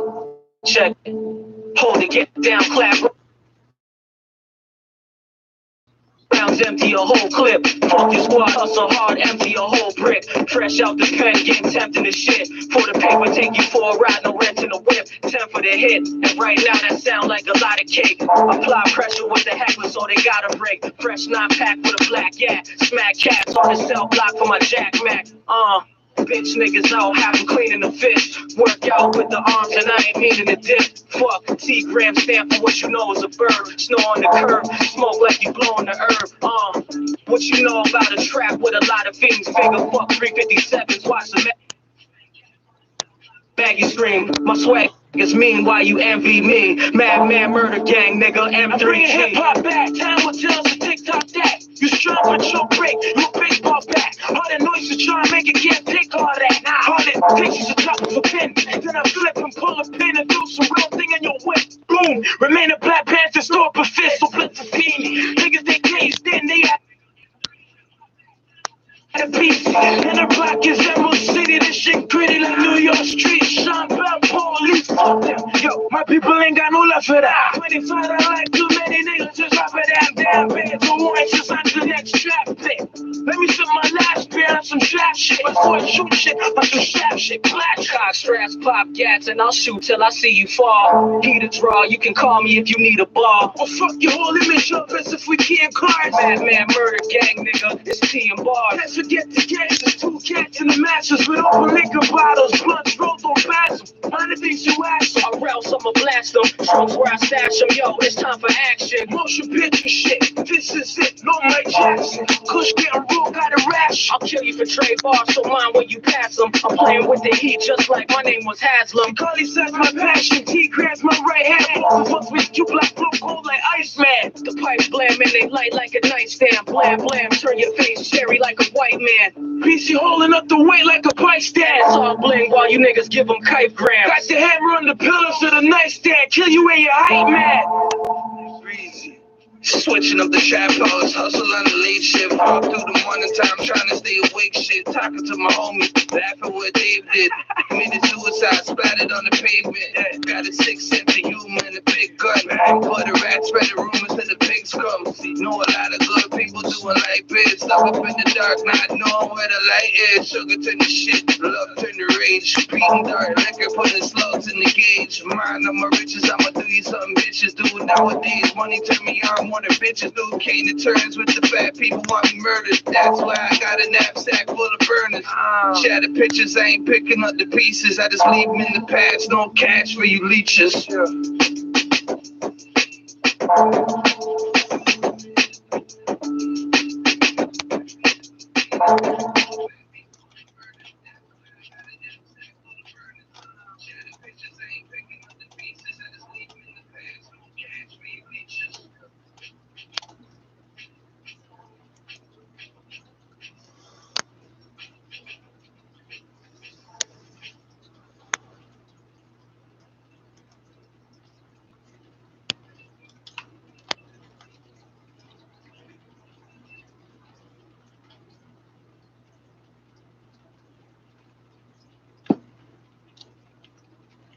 What is that whistling sound?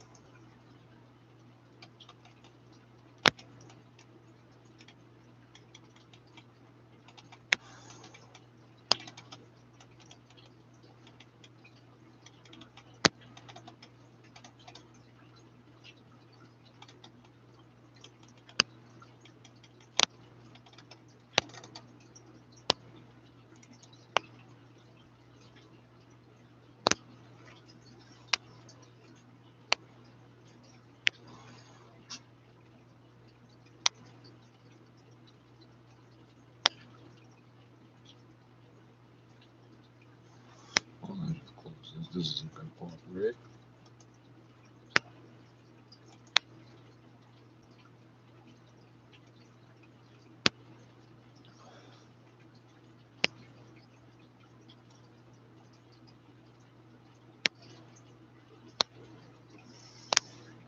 Michigan father angry after teacher cuts biracial daughter. Said, why are teachers always touching kids?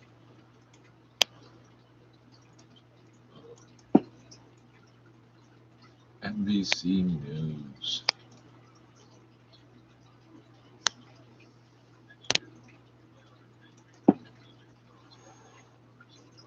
Yeah, we see you. We don't care, Chomo. Up and down of that. We know we don't care.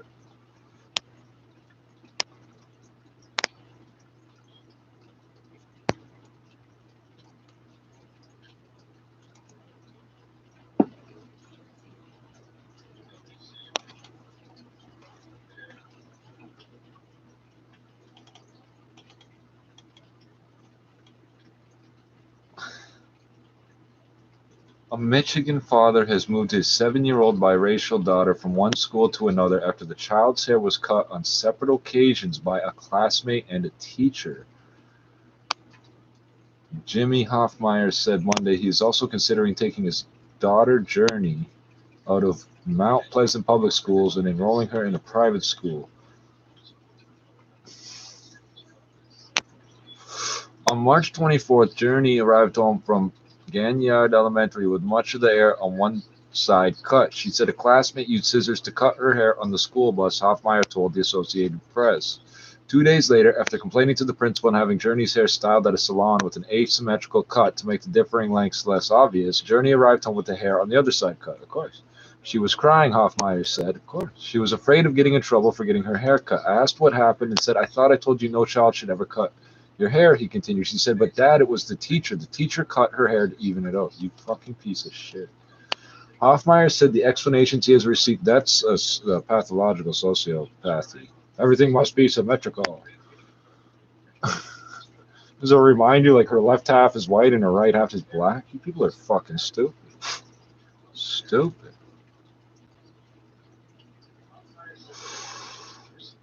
Hoffmeyer said the explanations he has received from the principal and the district have done little to appease him. The school called after the bus incident and, quote, said the little girl stole the scissors off the teacher's desk and they were going to talk to the parents and deal with it accordingly, he said.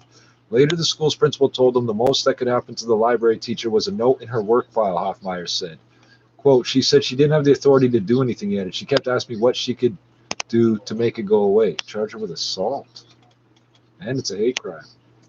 Hoffmeyer said he filed an incident report with the Mount Pleasant police, but as of Monday, no officer had contacted him to follow up on the complaint.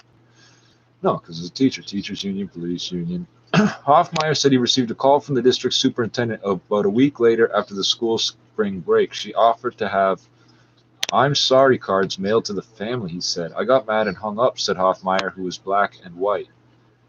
Oh, so he's black and white. Journey's mother is white. Oh. No, see, that's not, this is not, you're implying, no, see, you're implying it's a F1 hybrid when it's not. No, you're playing games. I'm not one to try to make things about race, he said. I had to read all that to find out. I've pretty much grown up with only white people myself.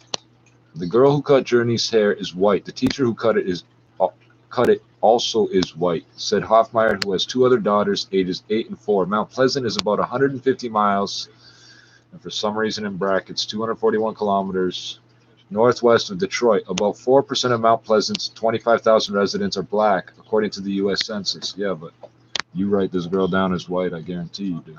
Hoffmeyer is working with the National Parents Union, a national network of parent organizations and activists that advocate to improve the quality of life for children. In a statement released late Tuesday, District Superintendent Jennifer Verlager confirmed Hoffmeyer's story, adding the child's teacher was aware of the library employee's plan to cut the student's hair. Oh, this was planned in advance. The hair cutting was done without permission from the student's parents or consulting with school administrators. It's a hate crime. It's part of the same genocidal plan that Hitler followed. So if it applies to these blonde-haired, blue-eyed, whatever they are, then it applies to us too. Quote, regardless of their good intentions, these actions Good intentions. There weren't good intentions.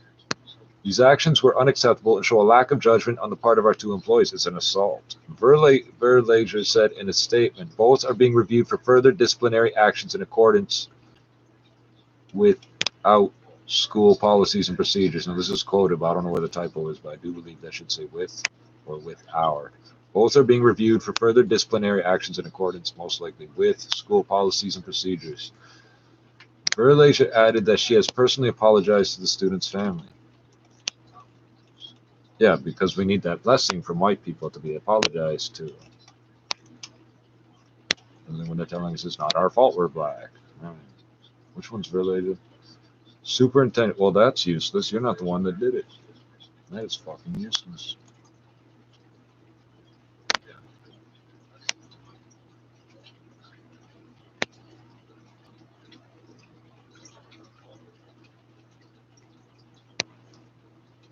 They really believe if they keep telling us we're white, somehow they're not being racist. What it comes down to is it won't get written down.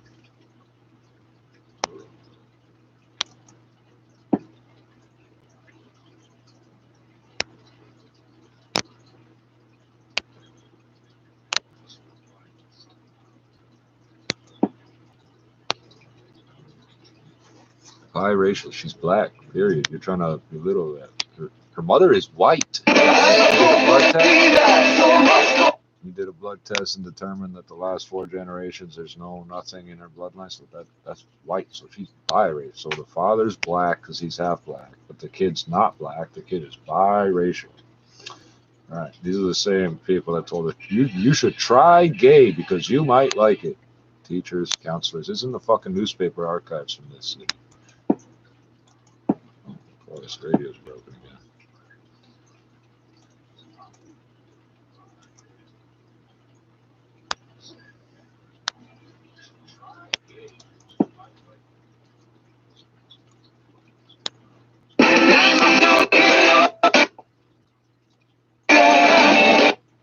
Their heart. They're not offering free goodies to politicians because they just want to make sure people are well fed. They have an agenda. It's well documented. The media has reported on it extensively. It's been seen in a number of other countries. Australia, probably next to Canada most prominently. And the agenda is to expand their influence into our decision making, to bring elected officials who are supposed to be working for our citizens under their influence to be able to achieve their aims. And is it working?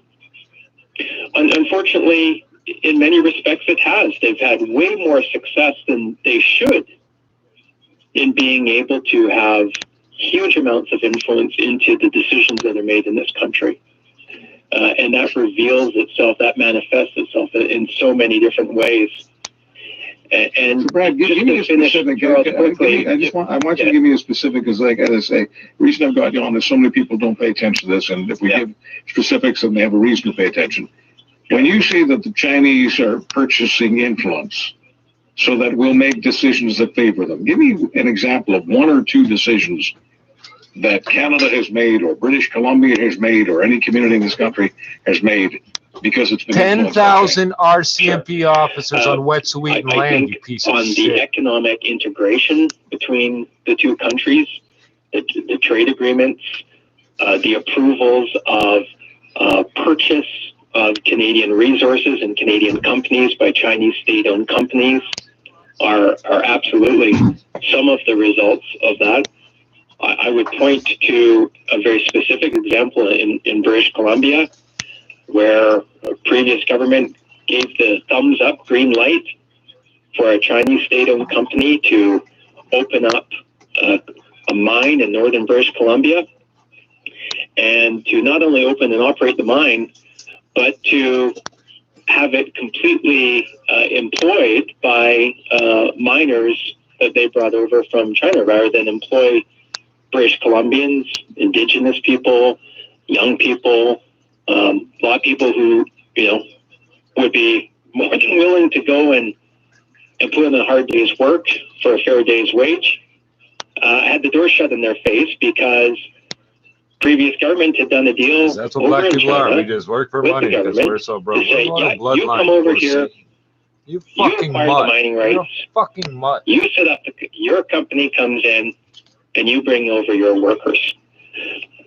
There are, I think, Charles, on the economic side, so many examples of where we have found ourselves by design, in my opinion, not any of this happening by accident, but by design, a level of economic integration that works for a small number of folks in boardrooms, but doesn't work for a lot of people in this country. So you're suggesting that Canada bends the rules and allows certain people with money to do things with Chinese money and Chinese Communist Party-dominated money, and these deals happen, and Canada kind of looks the other way because Canada, essentially at the bottom line of the bottom line of the bottom line, as inconvenient as this is, because Canada is favoring China. There's no doubt in my mind, and here's another example, a very recent example. So today, and Brad, you want to hang on? I've got to do a break here, and then we'll bring you back on. Brad West, he's the mayor of Port Coquitlam. He's got a brilliant future in politics. There's no doubt that he's going to be moving up the ladder. I don't mean to be embarrassing when I say this, but he's got a sense and a breadth of national issues, far more than the average local mayor. I'm not trying to disparage local mayors. Many of them love being local mayors. God love them. Brad West isn't just a local figure, in my opinion. He's a national figure. He's a rising national figure, which is why he's always welcome at the national kitchen table. We'll continue this discussion about Chinese influence in Canada and the Uyghur genocide in a moment, right here on Charles Adler Tonight. 10,000 RCMP on Wet'suwet'en land to build a pipeline that they paid $4.5 billion because the company told them they spent $500 million building it, which they have done nothing so far. They have to clear all the Wet'suwet'en off the land so they can build this pipeline so they can eventually build an export facility to sell natural gas on boats to China, to an import facility they're never going to build because Gazprom already built them a pipeline out of Russia. Right. 10,000 RCMP, or whatever the fuck it was. Bunch of pussies.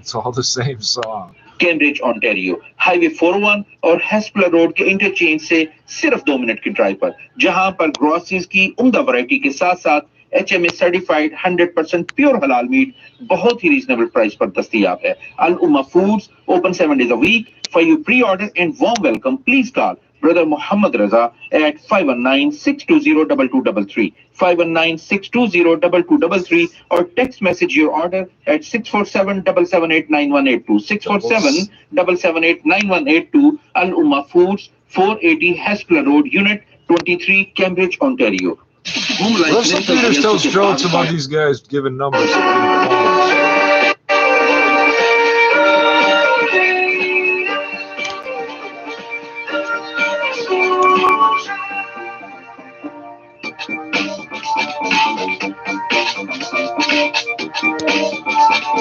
Tu m'as dit d'aller chercher une paire de lait à l'épicière. Revenu à la maison, encore là en plein décor. Combien de fois vas-tu me le dire? Je fais même plus sourire. Ça sert à rien de répéter parce que je vais oublier.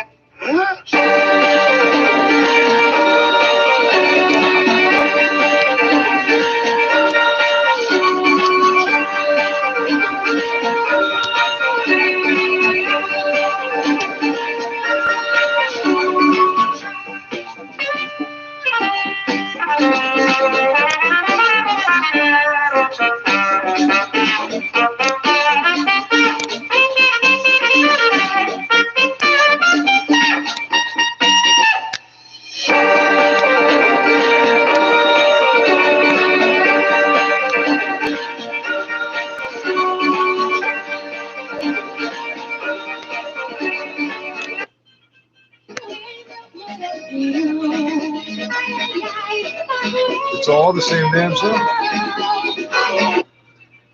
बात आप share करना चाहते हैं जिससे society का हमारे Sur les côtés, on a le pain d'épices au gingembre et devant et arrière, le pain d'épices nature. Et ce sera sûrement la partie la plus agréable des expériences pour Thomas Pesquet. Il devra aussi juger la qualité. 30 दिन के लिए India और पाकिस्तान की flights बंद कर दी गई हैं जो कल पाकिस्तान से फ्लाइट आनी थी वो भी नहीं आ रही तो कल जो मुसाफिर जाने थे वो भी नहीं जा रहे हैं PIA की फ्लाइट से मजीद अभी पॉलिसी वाज़ेह होगी कि क्या बाकी जैसे इत्तेहाद एयरवेज है या I think you got the gist of what he's saying, even without knowing what language it was. Oh, dude.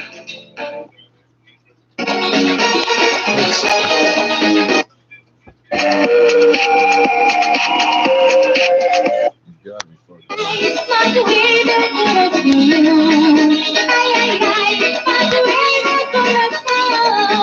Angry callers, Chuck, line them up. Angry callers. And net zero and what all of that means in just a few moments. That's what I want to do for Earth Day. I don't want to bog down in Earth Day rituals. I want to talk about some substance in terms of politics and finance, how it affects all of us, coming up in less than 10 minutes from right now. Brad West is the mayor of Port Coquitlam. He's got an interest in China and Canadian relations toward China that is extraordinarily above what we hear from the average public official. Most public officials, when it comes to China, are either absolutely muted or talk in such benign terms that you don't even know that they're discussing China.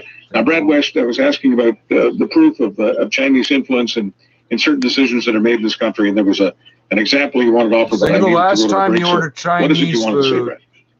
Thanks, Charles. Today, the UK Parliament unanimously said that China is engaged in genocide against the Uyghur people. We did that in Canada as well. The difference being that in this country, the Prime Minister and his cabinet skipped the vote. They abstained. Another example I want to point to that really points to the influence is Canada is dragging its feet on the decision with respect to Huawei and 5G. All of our other allies have made the decision, and yet Canada is alone in refusing to take the, in my opinion, yeah, but look what happened with Eric. Rational, logical, sensible step of saying Huawei is not going to participate in Canada's 5G network. And finally, I would offer this.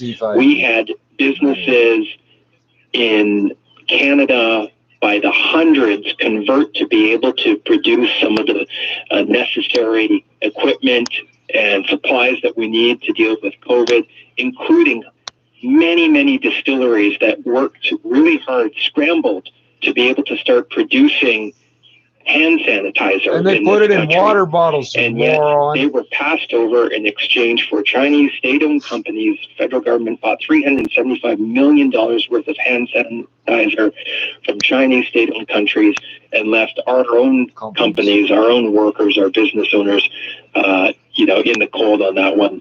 So look, those are decisions that got made. Each one of those things involve an elected official, a politician making a decision. And the companies who are state-owned, the groups that advocate for closer integration with China because it's good for a couple of corporate boardrooms and good for the Chinese Communist Party. They don't have a who's who list of former politicians and lobbyists on the payroll because it ain't doing anything. They know what they're doing, and unfortunately they've had way too much success, in my view. 30 seconds or less for this answer. Canadians are wondering, Brad West, why we constantly talk about Huawei building out 5G technology. Do we not have the brain power here to get that done? We absolutely do. I mean, our people are bright, industrious, hardworking. We can and have invented things. There's no reason other than for the last several decades, we have continued to be doubling down on this idea that we can't produce anything in this country. We can't make anything in this country. We can't lead in this country. And it's BS. The people know it. And as usual, they're way ahead of the politicians on this sort of stuff. So I think there's a real awakening that this has brought it home. The pandemic has brought it home, the consequences. And I think we're feeling them in a way that you're always managing to bring it home, and I'm always having to say the clock is Xing us out. Here's what clients are saying about the mortgage providers. We had a hard-to-approve mortgage, so we needed to turn to private lending. The team at the mortgage providers helped us get that GTA home of our... That report by our arts correspondent, Vincent Cowd. Now, David has some other stories from our news desk. President Biden is expected to recognize the massacre of more than 1.5 million Armenians by the then Ottoman Empire during the First World War as an act of genocide, according to officials. The decision is likely to infuriate Turkey and further strain already frayed relations between the two NATO members. The governor of the U.S. state of Virginia, Ralph Northam, has signed into law a bill legalizing possession of marijuana. This makes Virginia the first so-called southern state to allow its recreational use without legal penalties. Supporters argued reform was necessary to end racial disparities in the prosecution of marijuana-related crimes. And a priceless set of medieval relics stolen in 1989 from a seminary on the outskirts of the Italian city of Siena has been recovered. The San Galgano reliquary was made in the year 1200 out of gold, silver and enamel and taken along with 10 other works of sacred art. All have now been recovered by the Italian police. David, thank you. Time now for sport with Andy Barwell. Thank you, Will. Leicester City took a big step towards the top 4 English Premier League finish, and with the European Champions League qualification.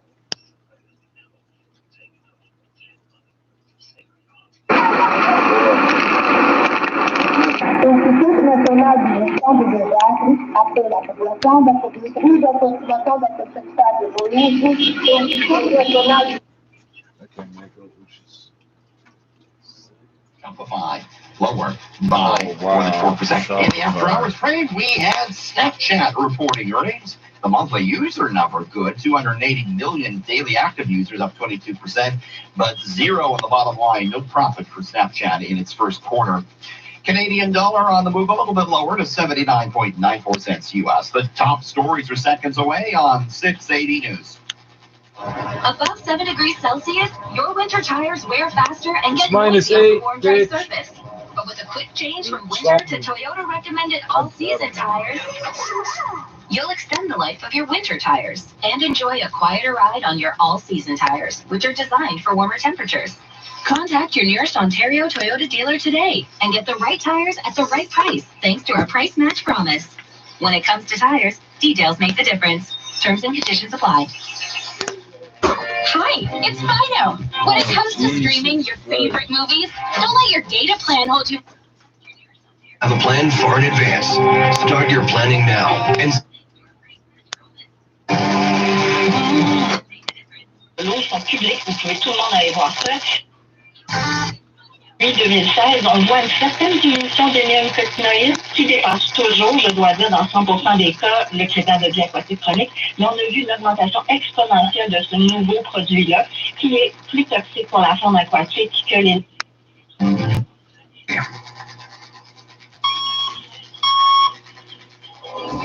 Toronto's #1 for breaking news, traffic, and weather. This is 680 News. Good evening. It's Thursday, April 22nd. I'm Michelle Martin. I'm Scott Burnett. Here's what's making news right now. It appears women in Ontario can also expect to see their COVID-19 vaccine soon. The province expected to make the announcement tomorrow. With a dangerous record spread of COVID variants, the Trudeau government is banning all passenger flights from India and Pakistan for the next 30 days. Provincial health officials say younger Ontarians are now dying of COVID-19 in their own homes, but says there is a glimmer of hope that the tide of infections could be turning. Facing a test positivity rate of over 22% in Brampton, Peel Region is expanding its hotspot vaccination clinics to include workplaces and community settings. The Leafs knock off the Jets in Thursday night action. We'll hear from Jack Campbell after the win. And we'll also run down some scores after a busy least June as the country battles its biggest surge of COVID-19 yet. British Columbia's provincial health officer says the healthcare system is under immense pressure right now as more than 500 people are hospitalized with COVID-19 for the first time. Dr. Bonnie Henry says restrictions on non-essential travel will keep people from visiting COVID-19 hotspots. BC Solicitor General says the government will release details on what is considered essential travel on Friday as the province looks at using roadblocks to limit the spread of the virus. A Calgary vaccine maker says it will be ready to provide millions of COVID-19 vaccine doses and booster shots once it receives the necessary approvals. Global's Krista Dow reports. Providence Therapeutics will be headed for stage 2 clinical trials soon. CEO Brad Sorensen says with facility upgrades, it can do up to 200 million doses if required. Sorensen says the company is in talks with the federal and Alberta government about procurement, but no formal contract negotiations are on the table. Sorensen recently spoke to the House of Commons seeking funding and a commitment from the government for its vaccines. Krista Dow, Global News. From the Global News Desk, I'm Toby Kerr.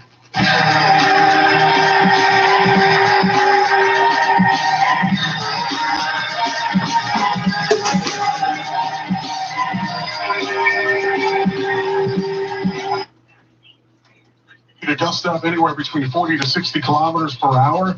We're expecting, though, the winds to die down after midnight and some clearing skies as well then, but frost may also develop as well. Our overnight low tonight, 0 degrees. Downtown Toronto right now, a clear sky, 3 degrees, feeling like 0. 680 News Time, 11:33.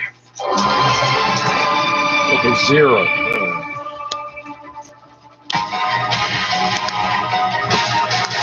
Breaking news on the vaccine front. Government sources have confirmed to 680 News pregnant women will be moved to the highest risk category for vaccinations effective tomorrow.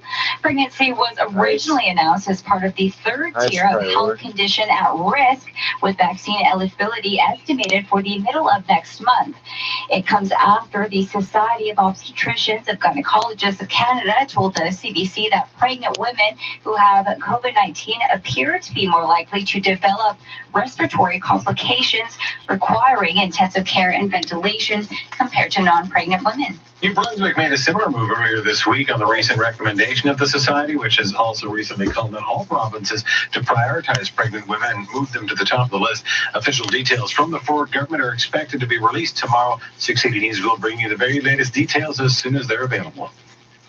There is now a 30-day ban in effect, stopping all passenger and commercial flights from landing in Canada from India and Pakistan, as the two countries see massive COVID-19 outbreaks and as a new variant surfaces during this third wave.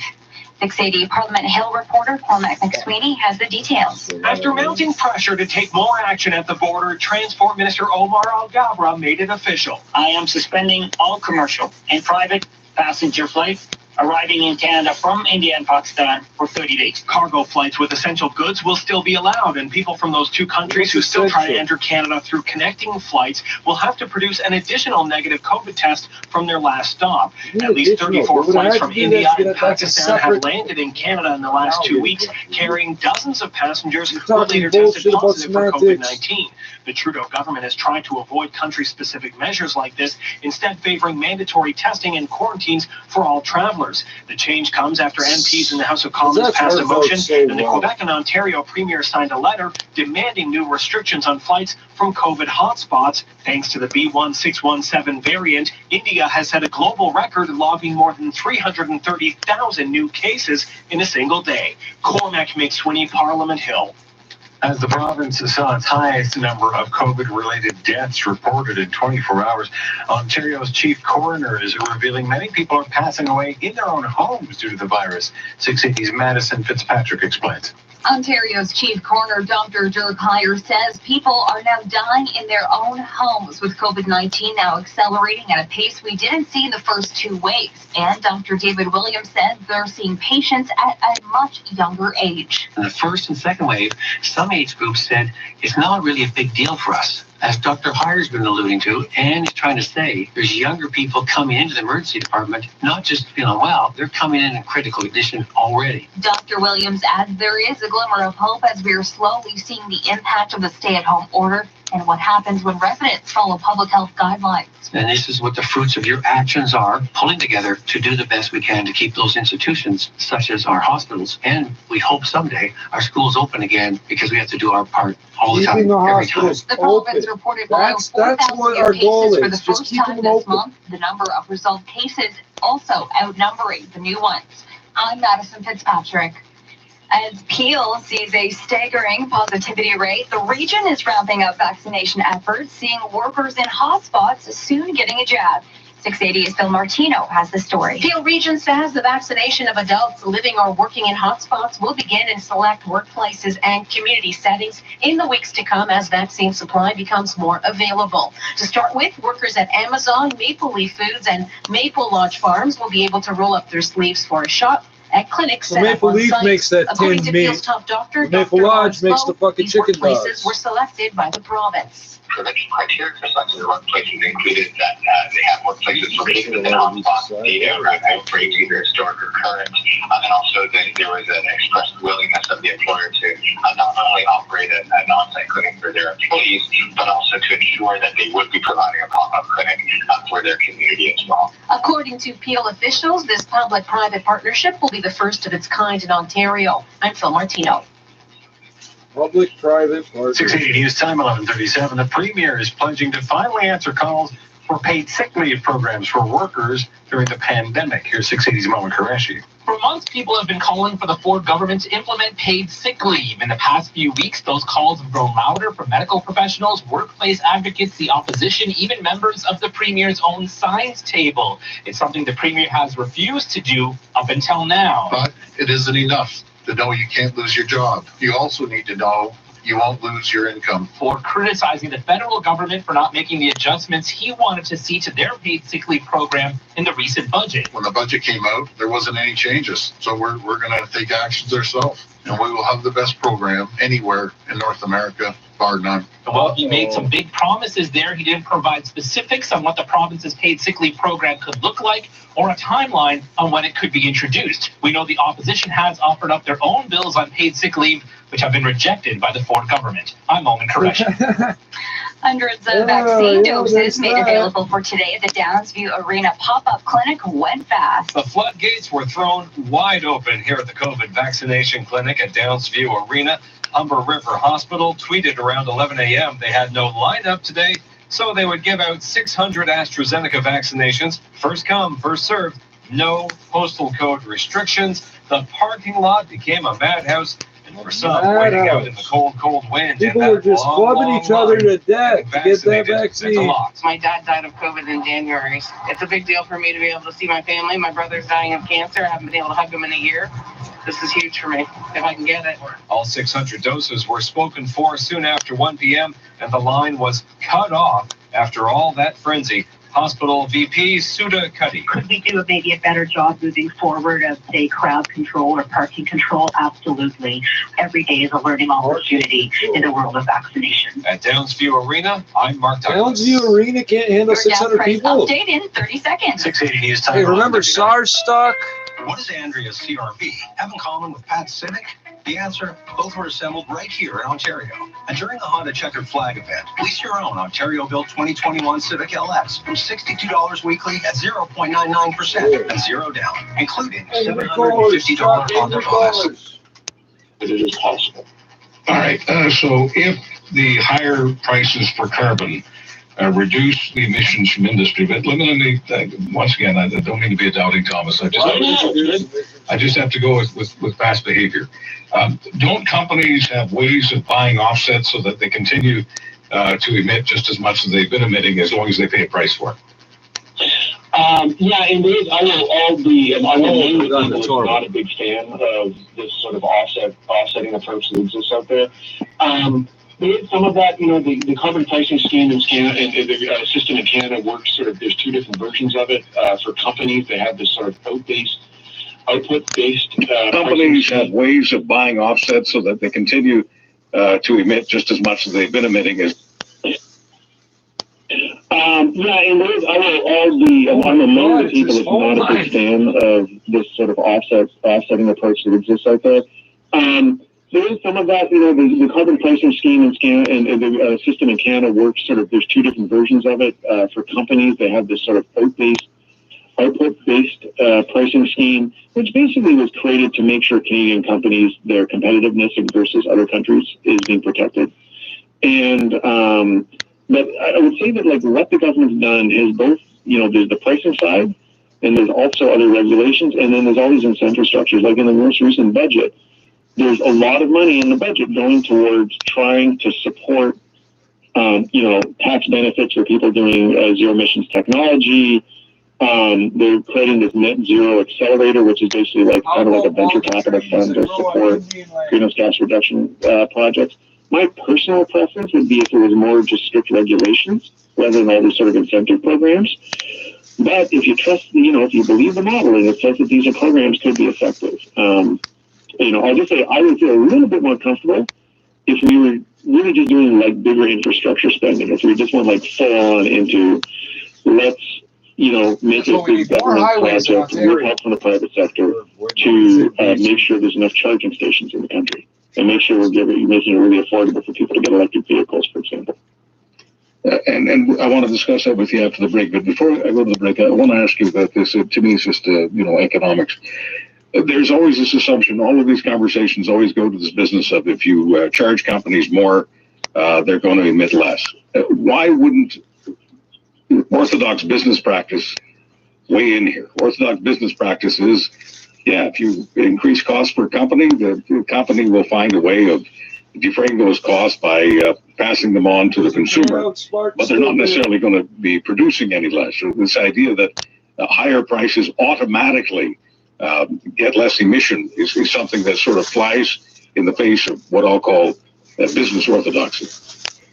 Well, and again, I'm not a scientist, I'm an economist, but I'll say I think that the logic here, and there is some evidence from this a little bit from BC, is that because alternatives exist, for the alternatives to burning fossil fuels exist for getting energy, for heating our homes, etc., that by putting a price on carbon, it incentivizes people to use other ways of other forms of energy, and incentivizes companies to develop the products for it.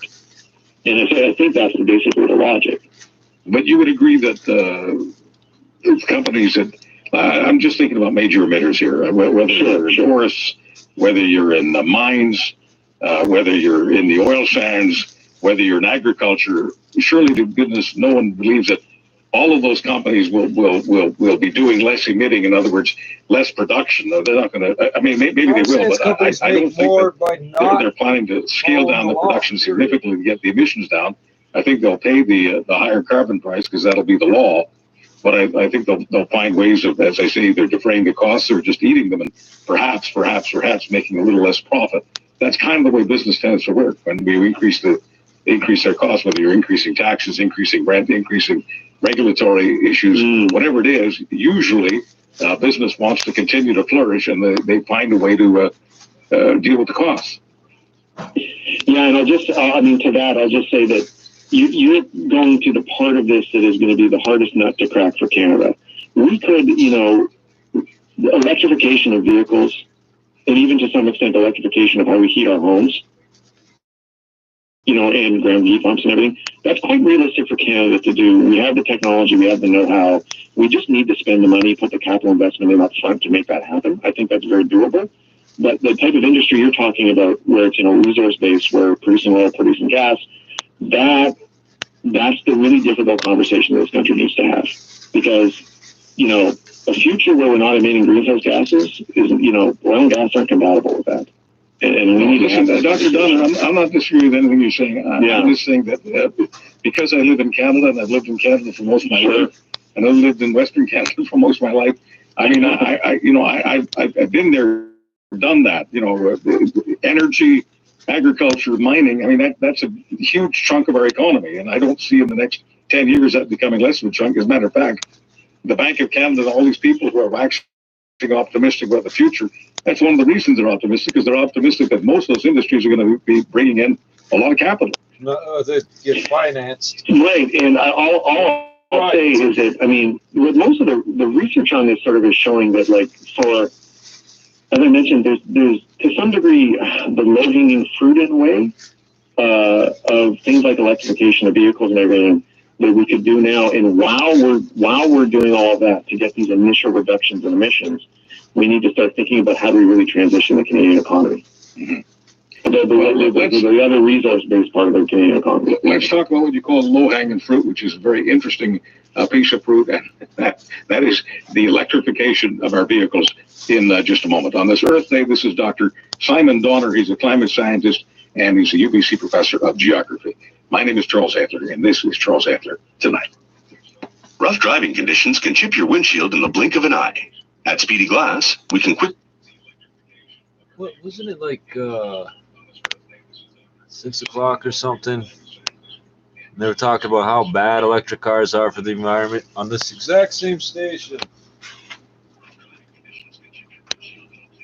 Thursday, but we did get media availability from Ross Atkins instead. Ooh. He said George Springer will play an inter-squad game Friday, and that Nate Pearson will also pitch in a simulated game Friday as well. The Blue Jays will kick off their series against the Rays on Friday at Tropicana Field. And let's get to some other NHL scores. Bruins beat the Sabres 5-1. The Lightning knocked off the Jackets 3-1. Jakub Vrana had 4 goals for Detroit in their 7-3 win over Dallas. And familiar faces Cody Ceci and Kasperi Kapanen both scored in the Penguins' 5-1 win over the Devils. Sports at 15 and 45, past every hour, or anytime at sportsnet.ca/590. This is 680 News. Thank you. You could fit some information in there. Trade your cow for a handful of... On arrivait, on mangeait, on préparait la pièce pour se coucher et on se couchait finalement. Donc, on va qualifier cette période-là de premier sommeil. He just snuffled. I swear to God.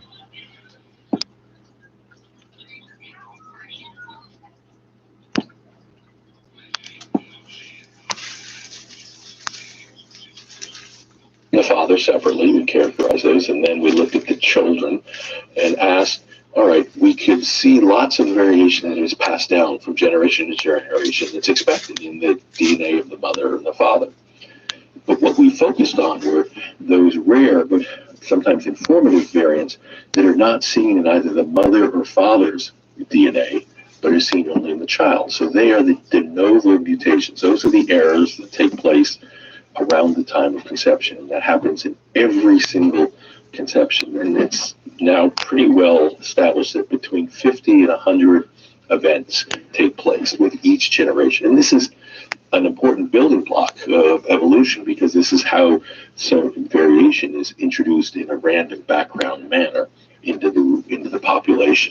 So what's not embedded in the parent's DNA is now showing up in the children's DNA. So we looked specifically at these de novo mutations, like sickle cell, and asked the question on several folds: what are the characteristics? How do they map back to or relate to the parent's age, which we know is very important? The older a father, the greater the risk for more de novo mutations, and that's much less so for the mother, but certainly there. We asked the question of smoking. We knew who smoked and who didn't smoke in the parents, didn't see any effect.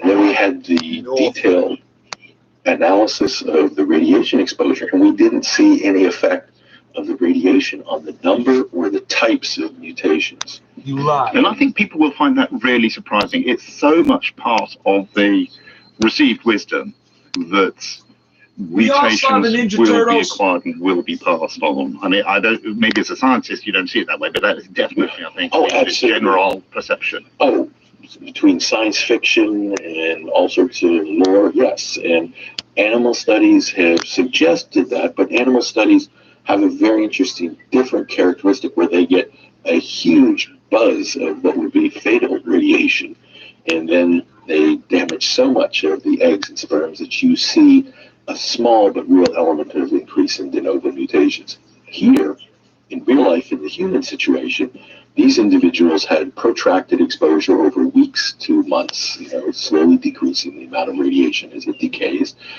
And the question is, do the sperm and the eggs, they have errors that can be induced by the radiation? We certainly recognize that.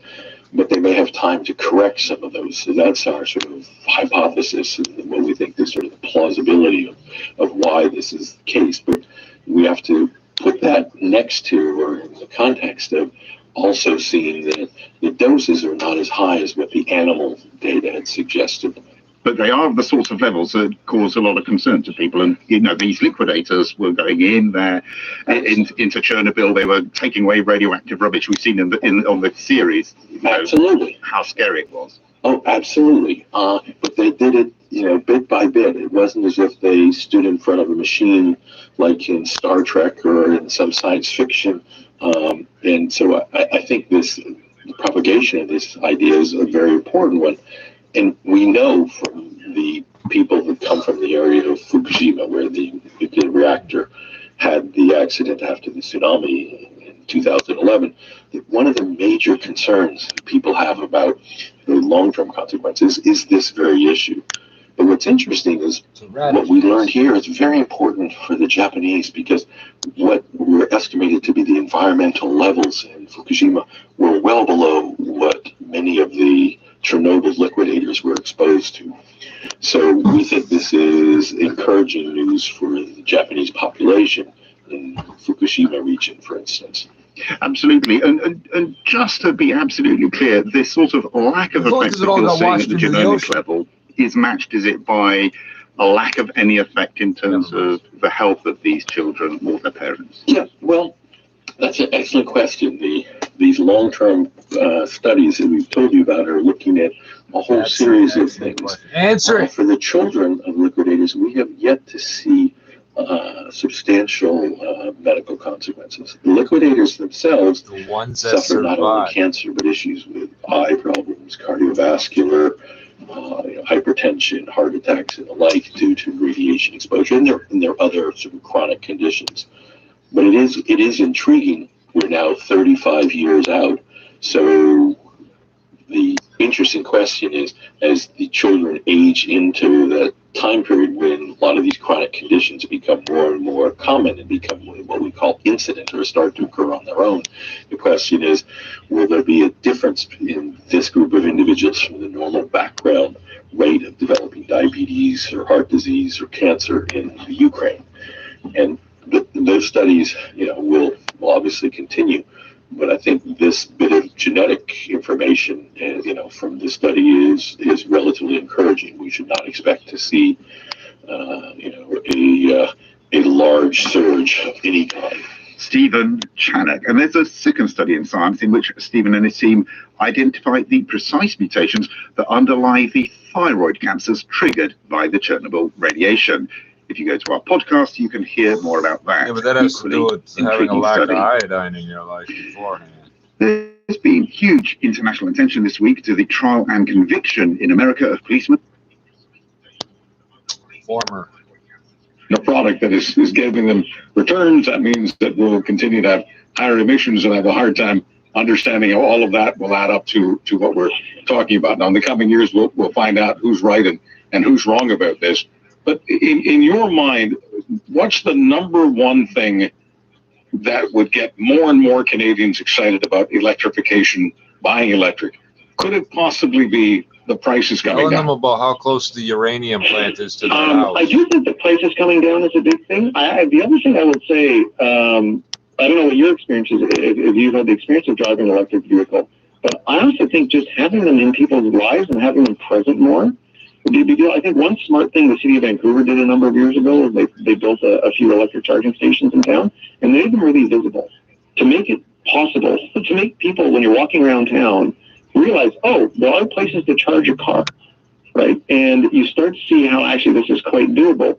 We don't actually own a car ourselves, but when I do drive, I drive an electric vehicle from a co-op, and once you drive one for the first couple of times, it'll be hard to believe you ever like driving a non-electric vehicle, because they're quiet, right? They're quiet. They cost almost nothing to recharge, like to fill up, and everything. And these days, there's lots of vehicles. There's a number of models that are getting several hundred kilometers on one charge.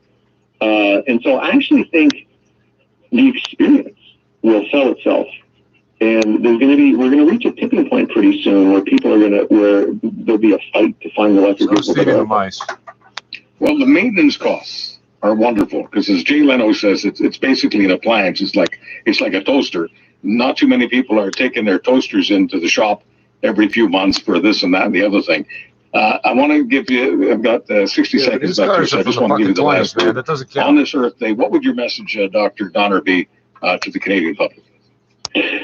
We should drive steam power cars. This isn't going to be easy, but climate change is sort of the challenge and the opportunity of the century. I mean, we have a chance to sort of both reduce emissions and do our part to help the rest of the world, while at the same time doing like net good for the economy and creating jobs. It just takes some big investments in work up front. This is going to be worth it, and this is something everybody could benefit from. And you managed to live your life without a car? I do, and I have for a number of years. Wow. But we belong to a co-op. So. Okay, oh, well, wait, that doesn't count. That means you pay as you go car, you cheap bastard. Many different subcultures in Canada, and some people, especially some of us who were raised in like nuclear power. A lot of years here, especially in the prairie. We find the idea of not having a car a little different. But I really appreciate your time. Always, Dr. Donner. We'll have you back again soon, I hope. Thanks so much. Take care. Thank you. Dr. Simon Donner, climate scientist and UBC professor of geography. A fresh Canadian common sense on the other side of this from Charles Adler tonight. He sounds like the other two. Here's what clients are saying about the mortgage providers. We had a hard to approve mortgage. They wanted to see paperwork and everything, didn't they? Which is response. Impacts from this kind of exposure are short-lived. It's worth trying to reduce them, says David. For example, by seeking support from those around you. You know, if you're part of a network where you can kind of grieve together, find some solidarity, if you can express yourself through some local action potentially, or if you're seeing, okay, you know, maybe there's some signs of hope in that we're going to begin to address this problem, then I think there's a lot of potential there to reduce some of these effects. The study focused on American incidents. Whether the lessons are more global, David believes, depends on the context of where they happen. So I'm sure that the grieving process is experienced. With minimum purchase. Details on makegoodfood.ca. Above 7 degrees Celsius, your winter tires wear faster and get So you should go to Toyota and check for your airbags to make sure they work. tires. You'll extend the life of your winter tires and enjoy a quieter ride on your all-season tires, which are designed for warmer temperatures. Contact your nearest Ontario Toyota dealer today and get the right tires at the right price, thanks to our price match promise. When it comes to tires, you notice that the nearest Ontario Toyota dealer, Ontario assembled Honda Civic and all the rest of it.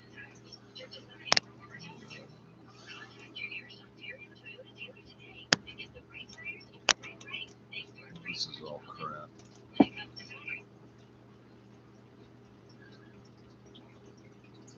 Ao encontro do seu gosto musical. Provavelmente a surpresa. Canções que já não havia há muito. Nós agradecemos a sua preferência de estar na nossa sintonia. Desejamos-lhe um excelente fim de semana, já que hoje é sexta-feira. 23.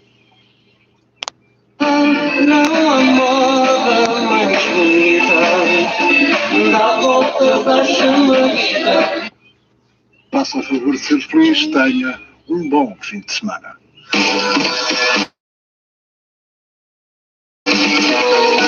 RDP Internacional, longe da vista, perto do coração.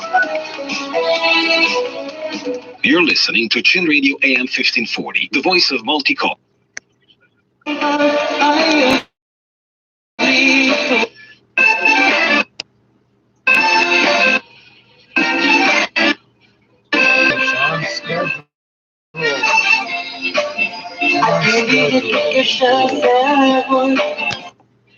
Start dumping data on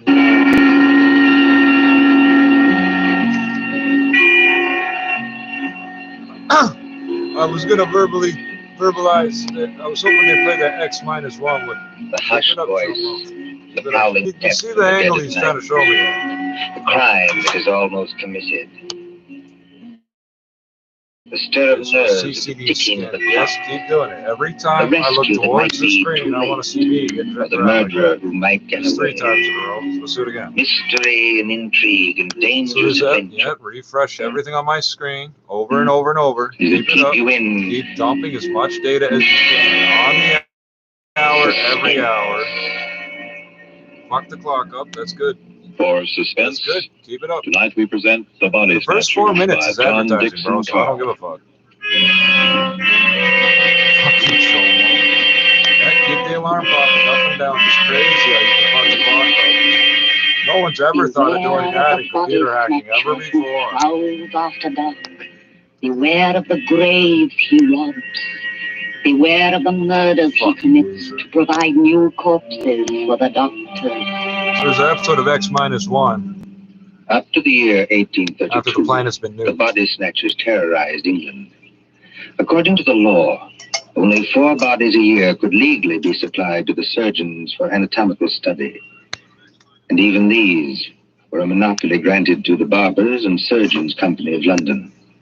But the study of surgery had to go on.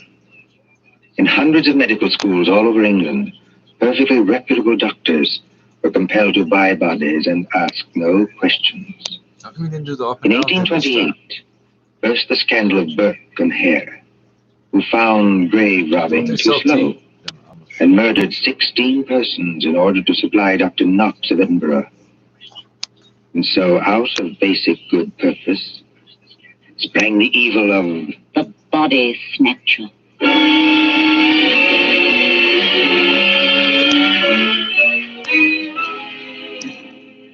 Turn back the clock now to a cold night just 110 years ago. Look into the brick kitchen of a house on Wandsworth Common, not far from London. There, in the light of a tallow dip, sits old Mother Slade in her dragon's bonnet. What's a keeping 'em? 2 hours. 2 mortal hours for the Dutch clock. And they're not here yet. Mother Slade? The graveyard not half a mile off. And once I thought I heard church bells ring. And one Mother Slade, did you call? No, my girl, I did not call. But I thought I... And what are you doing up at this hour, my girl? I was only locking up, Mother Slade. Ain't it enough to have taken you over from a good-for-nothing mother, not worth the gunpowder to blow her up? Please, Mother Slade. And given you a good home. And brought you up practically like a lady. With only the housework to do. I'm sorry, Mother Slade. Only I wish you wouldn't talk like that about me own mother. And what do you do, Peggy Lester? You stop up until this hour. You mislay me snuff box 20 times a day. I was only going to say, I thought I heard a horse and cart in the lane. You know a lane? Yes, Mother Slade. There it is now. Yes. Easy, my dears. Drive easy with the merchandise. The doctors don't like it if you bump the merchandise. Merchandise, Mother Slade? What's that? I'll tell you what it is, my girl. I didn't mean anything, Mother Slade. It's your Uncle Matt and your Cousin Robert coming home from their business. That's what it is. You hear that, Peggy Lister? I didn't mislay your snuff box. It's on the table. And if you don't want me to take my fingernails to you instead of a strap, you get on up to bed this minute, do you? Yes, Mother Slade. I'm a-coming, my dears. Don't be impatient. I'm a-coming. Nasty dim light this candle gives. Oh, old Mother Slade has got a rheumatic so cruel she can hardly move. Just pull back the bar, open the door. Well, Matt, did you get it? Did we get it? Strike me blind, but that's a good one, ain't it, Rob? Stand the gab, cord you get inside and close the door. They ain't after you, ain't they? Can't you hear anything? I thought I heard church bells. More like a perishing funeral bell, if you asks me. Take it easy, Rob. Take it easy. We've shaken them off. Have we? I wish I was as certain as some people. The spades and sack is still in the cart. Let them stay. Who's a-coming to find them? Then you didn't get it after all, you six-pal pair of... Now, don't you start a blaming us. Now, you shut your potato trap, Mother Slade, or that'll make you shut it. What happened? I'll tell you what happened. We was too quick, that's what. The girl was only buried this afternoon. The sooner the better, my dear. What's the good of the merchandise if it ain't fresh, eh? You hold your noise and listen. We left the horse and cart outside like we always do. We creeps up to the lich gate of the churchyard. Walk softly, Max. Walk softly round in your oily beaver hats and net clothes, under the starlight and the white frosted elms. Take care of the graves, too. Spring guns may be set in some of them to protect the dead from marauders. And if the coffin is one of those new iron ones, all your labor will be in vain. Open the gates softly. Don't make such a bloody row with them shovels. I can't help it. I'm loaded down with all this stuff. Oh, and who'll do all the work when we do get there? I will. Matt. Aye? Listen. I can't hear nothing except your teeth are chattering. Matt, there's other people besides us in this here churchyard. Aye, 200 or 300 deaders. But they won't bother us. I means living people. Don't talk so. Somebody's got a dark lantern. I seen it flash past the gravestones. Oh? Where? Can't you see it there? It's coming straight toward us. Yes, I see him. Come on. They've seen us, Matt. He's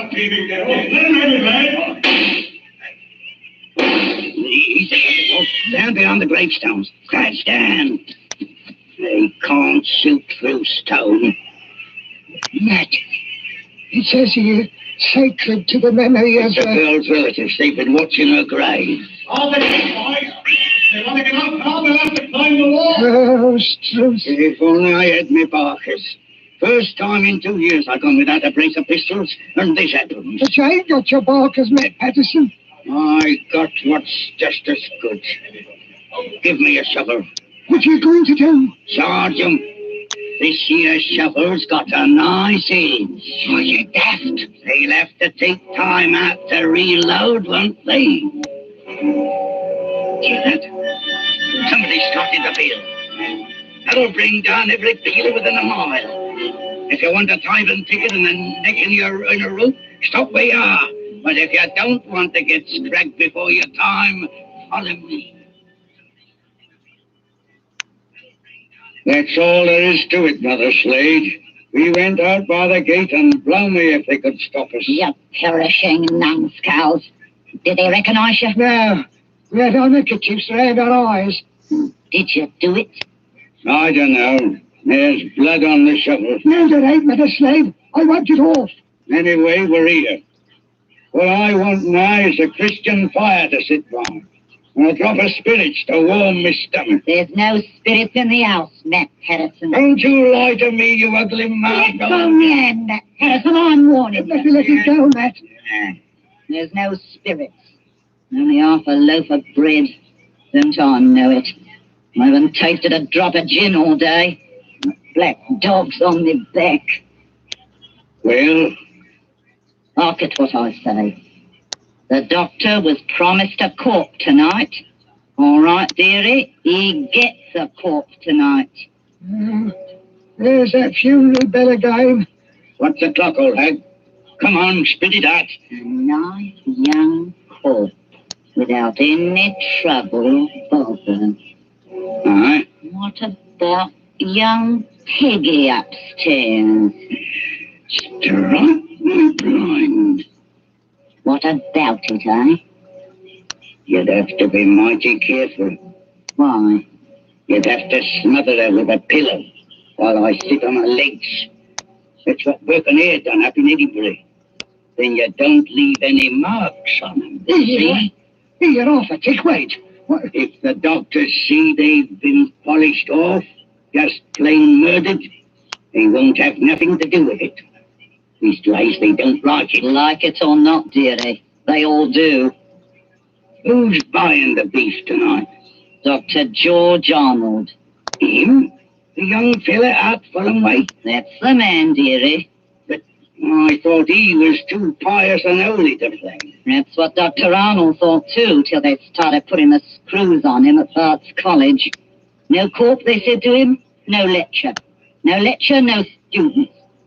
It all comes to it, dearie, sooner or later. What beats me is why they got to have these bodies. You'd think the doctors killed enough people as it is, without buying them after they was dead. Don't you question the ways of Providence, Matt Patterson. You can't do it, Matt. You can't do it, Mother Slade. You stow that noise, Bob Prentice. Do you want to wake the poor girl upstairs? But you can't do it. This cove Arnold, he knows that. Arnold knows it. He knows Peggy. Peggy Fair worships the ground he walks on. Oh. He set her arm once when Mother Slade broke it, accidental like, and she can't forget him. What's Arnold going to think when he opens up the sack and he finds What can Arnold do? He's bought her, ain't he? He can't go to the police and say he's bought her. Peggy, Lester. Don't do it, Mother Slade, don't do it. And how do you two thickheads know what Mother Slade is going to do? Is he going to kill her, ain't you? Peggy, Lester.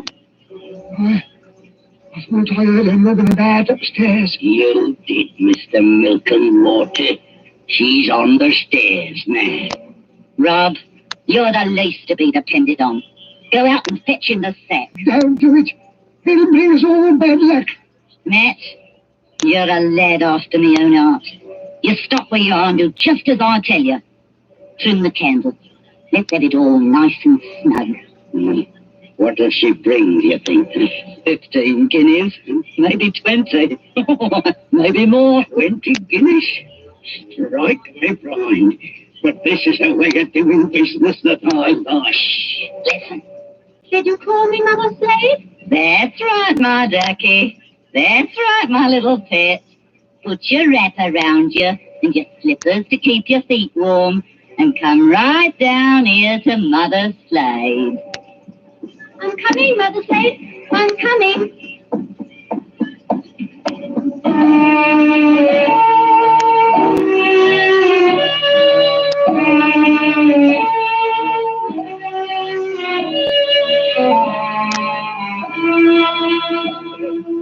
Who in those times would be a surgeon and still be an honest man?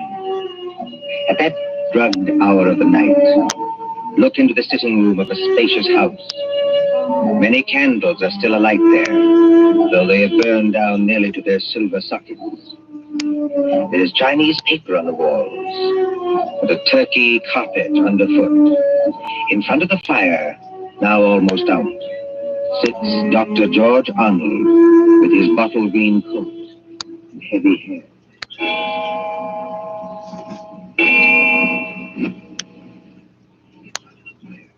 Dr. Arnold, sir. I beg your pardon, Mrs. Tancred. Dr. Arnold, sir. It's gone 2 o'clock. Yes, so it has. You've got a lecture to deliver tomorrow, and you'll be all worn out. Why don't you go on up to bed? Mrs. Tancred. Yes, sir? You're a jewel of a housekeeper. I admire you, and I can't do without you, but would you please go away and let me alone? Sure, I'm very sorry, sir. No offense intended. Stop. I shouldn't have said that. I'm thinking too much, perhaps. Smoking too many cigars, if you'll excuse me. Why must they keep tolling that bell at East Hill Church? Why must they keep it up all night? Well, sir, Elsie says the parson told them to do it. Elsie. Wait. Who is Elsie? Dr. Arnold, sir. I know you're always up in the clouds and running over books and whatnot, but I did think you'd recognize the name of your own parlour maid. Oh, that Elsie. I see. Well? Elsie says it's because of the murder in the churchyard. What murder? 2 resurrection men. Body. You wouldn't know anything about such people. No, of course not. They were caught trying to rob a grave, but they got away. One of them was a horrible big fella. Split Willie Kendrick's head open with the edge of a shovel. Was anything wrong, sir? No, not exactly. Well, I thought for a second, seeing how you looked. Did they get the body? Yes, sir. It was Willie Kendrick. His head was split open with a shovel. No, I mean, did these resurrection men get what they were after? No, sir. Thank God. Well, you may well say that, Doctor. Wasn't exactly speaking in the religious sense, but never mind. What Elsie says, there are what she calls peelers all over the place. Peelers? Yes, these are the policemen. After Sir Robert Peel. And somebody from the new detective police that they're using instead of the Bow Street runners. Well, Mrs. Tancred, I'm going to smoke one more cigar and then I'm going to bed. Very good, sir. You see, sometimes you give orders, then it's too late to recall them. Whatever the medical practice is, you can't look your conscience in the face afterwards. Then, I can't tell you how or why, a miracle comes along and saves you, and you're free, What was that? Sounds like a horse and cart in the drive, sir. Mrs. Tancred. Yes, Doctor. Would you please go upstairs? Now make haste. If it's visitors, sir, or even a patient. Mrs. Tancred, you heard my instructions. Obey them. Sir, there's the front door there. I heard it. The last time, go away. I will admit whatever visitors we have. Yes, sir.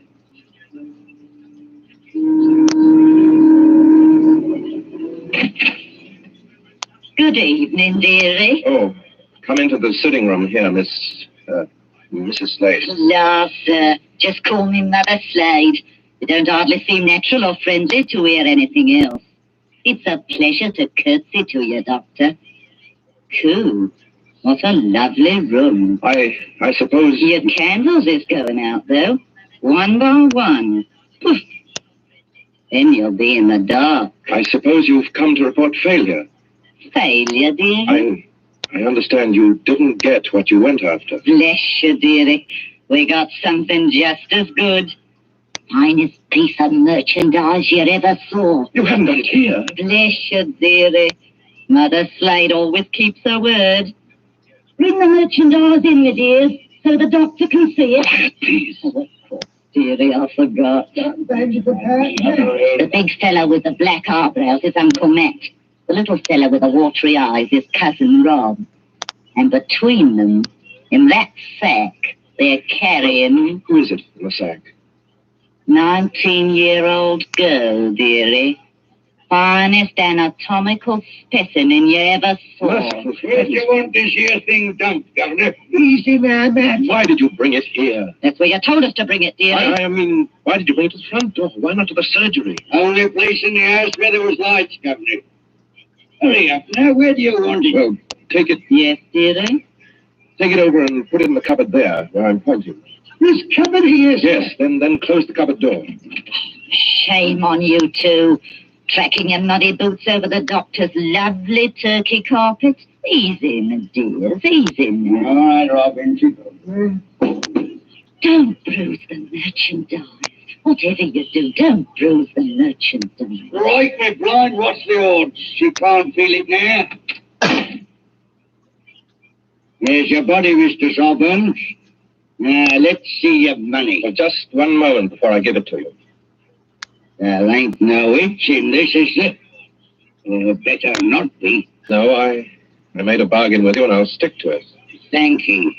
That's uncommon genteel of you. Kindly stand back, sir. You're 2 stone of fat heavier than I am and you don't impress me. Easy, Matt. Take it easy. I want to ask only one question. Where did you get that body? That's a question, dearie, what people in your profession don't ask. Why not? Because they don't dare. That's why. Would the police be interested in where you got the body? No, dearie. Not half so interested in as where we brought it. To your house. It's your responsibility now. Yes, I suppose it is. The victim wouldn't be, by any chance, that pretty little girl you used to treat so unmercifully? You won't your noise about how I treated her. I was rather fond of Peggy. Strike me blind. I think the Sawbones... Oh, get out of this house. All of you, go and get out. Not without that money, dearie. It's 20 guineas now. There's money on the table under that newspaper. Take what you want and get out of here before I... Oh, what was that? What was it? Late visitor, I imagine. Was you expecting anybody? No. Don't drop the lovely money, Rob. Don't drop it all over the carpet. Take it to the back way, are they? Yes, it's the way you should have come. Through that arch and down the passage. Thank you for the honour, Governor. And no games, mind you, if you know what's good for you. Good night, dearie. Remember, you've got the body now. Yes, I've got the body now.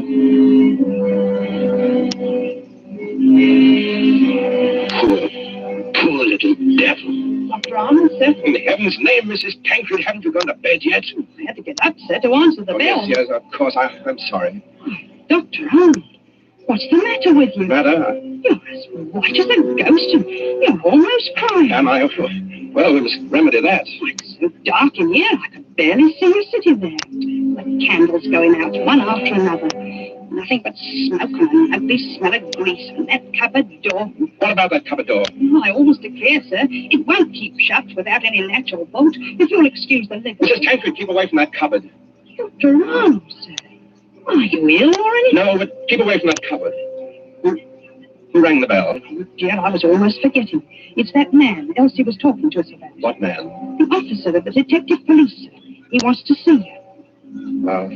I'll see him, but in some other room, not here. It's, as you say, there's not enough light. Not a bit of it, Doctor, not a bit of it. Never too dark, as you might say, where the police are concerned. I couldn't help it, sir. You must have followed me down the hall. Are you? That's right, Doctor. I'm Stalker at your service, Inspector Stalker. How do you do, Inspector?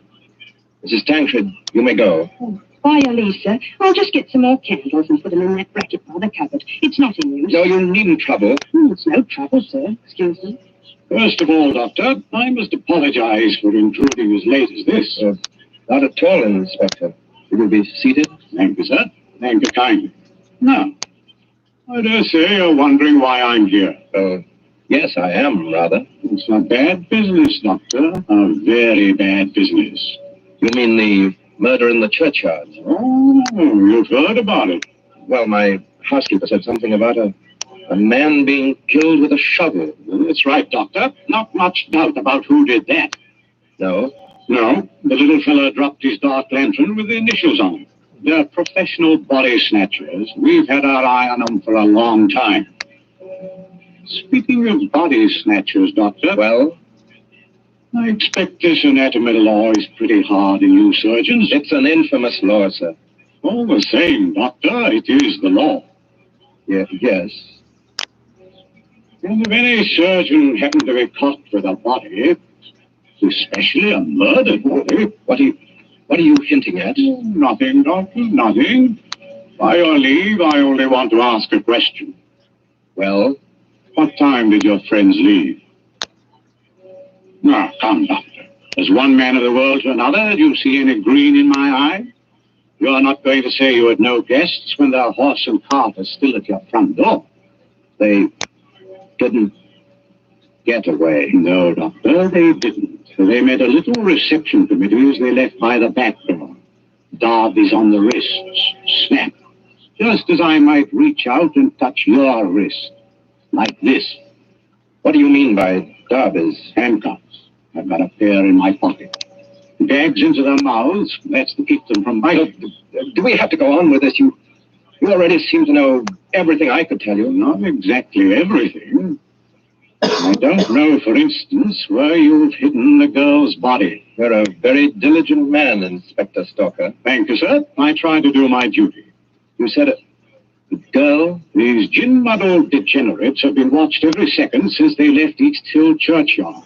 They hadn't a body then, but they brought one here. And there's only one other person who lives in the same house with them. Dr. Arnold, sir? Mrs. Tancred, listen to me. Yes, sir? Must you always break in with the most completely ill-timed entrances at all the worst period of my life? I was only trying to be helpful, sir. That's right, madam. Always be helpful. I had to have some light. Here's the candles, sir. 5 of them. In a big candelabra. We can hang them in the bracket. Ma'am, hold up that light. Hold it high. Really, sir? I'm not in the habit of being spoken to as... Hold it high, I tell you. Do as the inspector tells you, Mrs. Tancred. This is a very fine carpet you've got here, Doctor. Yes, others have admired it tonight. But it oughtn't to have footprints on it. Muddy footprints. Footprints leading from the door, past the sofa, past the hearth, over to that cupboard. Quite correct. And I think think that's done it, Dr. Arnold? I think it has, Inspector Stalker. We couldn't have proved anything against you for that churchyard business. Not this. Let me open Bluebeard's cupboard, Inspector. Let me be the first to show you what's inside. You wanted a certain body. It appears you've come to the right place. Now, look. Lord Almighty. I'm the body, Mr. Police. Standing up and very much alive. I'm wearing a nice new dress that the doctor gave me. I gave you? Don't say anything. Please don't say anything. Stop a bit, miss. Aren't you Peggy Lester? Yes. Just because the doctor has to be so terribly respectable, and a girl who's fond of him has to come here in secret. Wait a minute, everybody. Peggy Lester, you're lying. I am not lying. So that's it. Why didn't I guess it? It's the oldest body snatcher's trick in the world, is it? Of course, the old pinch penny like Mother's slave wouldn't sacrifice a good household drudge. Of course they brought the body here, instead of taking it to the surgery, where it might get locked up. Could you be persuaded, Inspector, to tell us just what you're talking about? The body snatcher, sir. Well, what about them? They take a living accomplice and put him into a sack and sell him to a green doctor as a dead man. Yes, but see here. They get the best price they can. Then in the middle of the night, that accomplice gets up and robs the doctor's house. And the doctor can't tell us because he's bought illegal goods. I never intended to go through with it. No, young woman? I tell you, I wasn't going to rob the house. They made me do this. I was going to tell Dr. Arnold. When I found out where they were taking me, I pretended to go through with it so I could warn the doctor. They can hurt so much, you'll agree to almost anything. That sounds like the truth, but it puts me in a funny position and no mistake. No, your three murderers, Inspector, seem to be leaving. Yes, they're leaving right enough. Trussed up like fowls and under guard. Does anybody go with them? How can anybody go with them? I'm willing to believe this girl acted under threat. She's committed no crime. And I don't for the life of me see how we can touch you. Can't touch me? No, sir. And confound you for making me lose a night's sleep. There's no body. You didn't even buy a body. Will you tell me, Doctor, just what crime you've committed?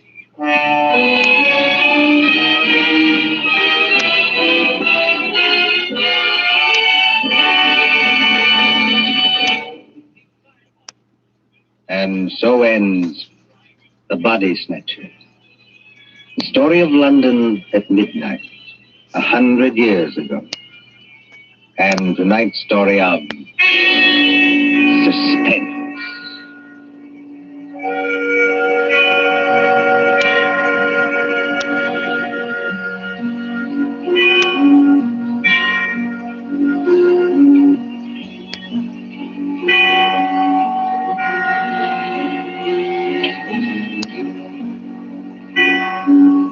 Columbia presents these tales of mystery and intrigue and dangerous adventure for your relaxation and enjoyment. Next Tuesday, there will be another in this series.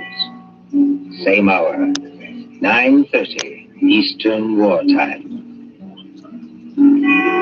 William Spear, the producer, John Dietz, the director, Alexander Semler, the composer, conductor, and John Dixon Carr, the author, are collaborators on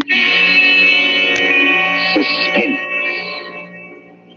This is the Columbia Broadcasting System.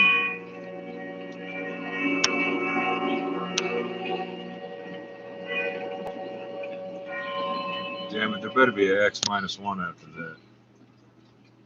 You're listening to Chin Radio AM 1540, the voice of multicultural Toronto, bringing you the latest updates on COVID-19. Stay informed, stay safe, and stay tuned to Chin Radio AM 1540. Never heard a COVID-19 update on it. Wrigley's Spearmint Chewing Gum, the refreshing, delicious treat that gives you chewing enjoyment, presents for your listening enjoyment, John Lund as Johnny Dollar.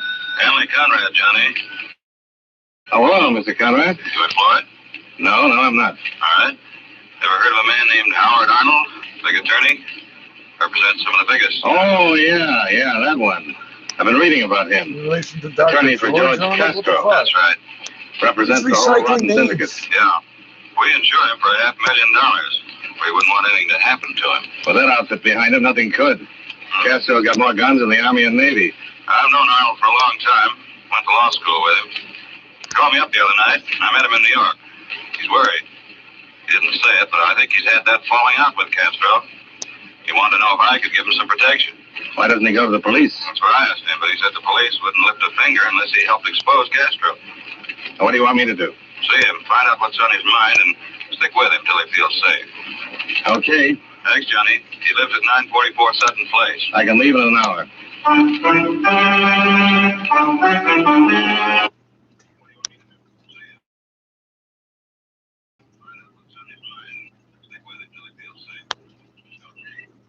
Rate of coronavirus that's wreaking havoc in India as the province sees another surge in cases. Dr. Dina Hinshaw, Chief Medical Officer of Health, says the case was brought over when an interprovincial traveler came to Alberta. The province reporting over 1,800 new cases of COVID-19 and 6 additional deaths in the last 24 hours. To national news, the minority federal Liberal government has survived the second of 3 confidence votes on the budget, defeated by a vote of 213 to 120, with the Liberals, Bloc Québécois, New Democrats, and Green MPs all voting against it. The amendment called for the budget to be revised because the Conservatives claim it will add over $500 billion in new debt that they say can only be paid through higher job-killing taxes. Conservatives are calling the more than $100 billion in new spending in the budget a re-election fund. From the Global News Desk, I'm Toby Kerr. It's only weird edited pictures. It's all good. It's almost losing cases.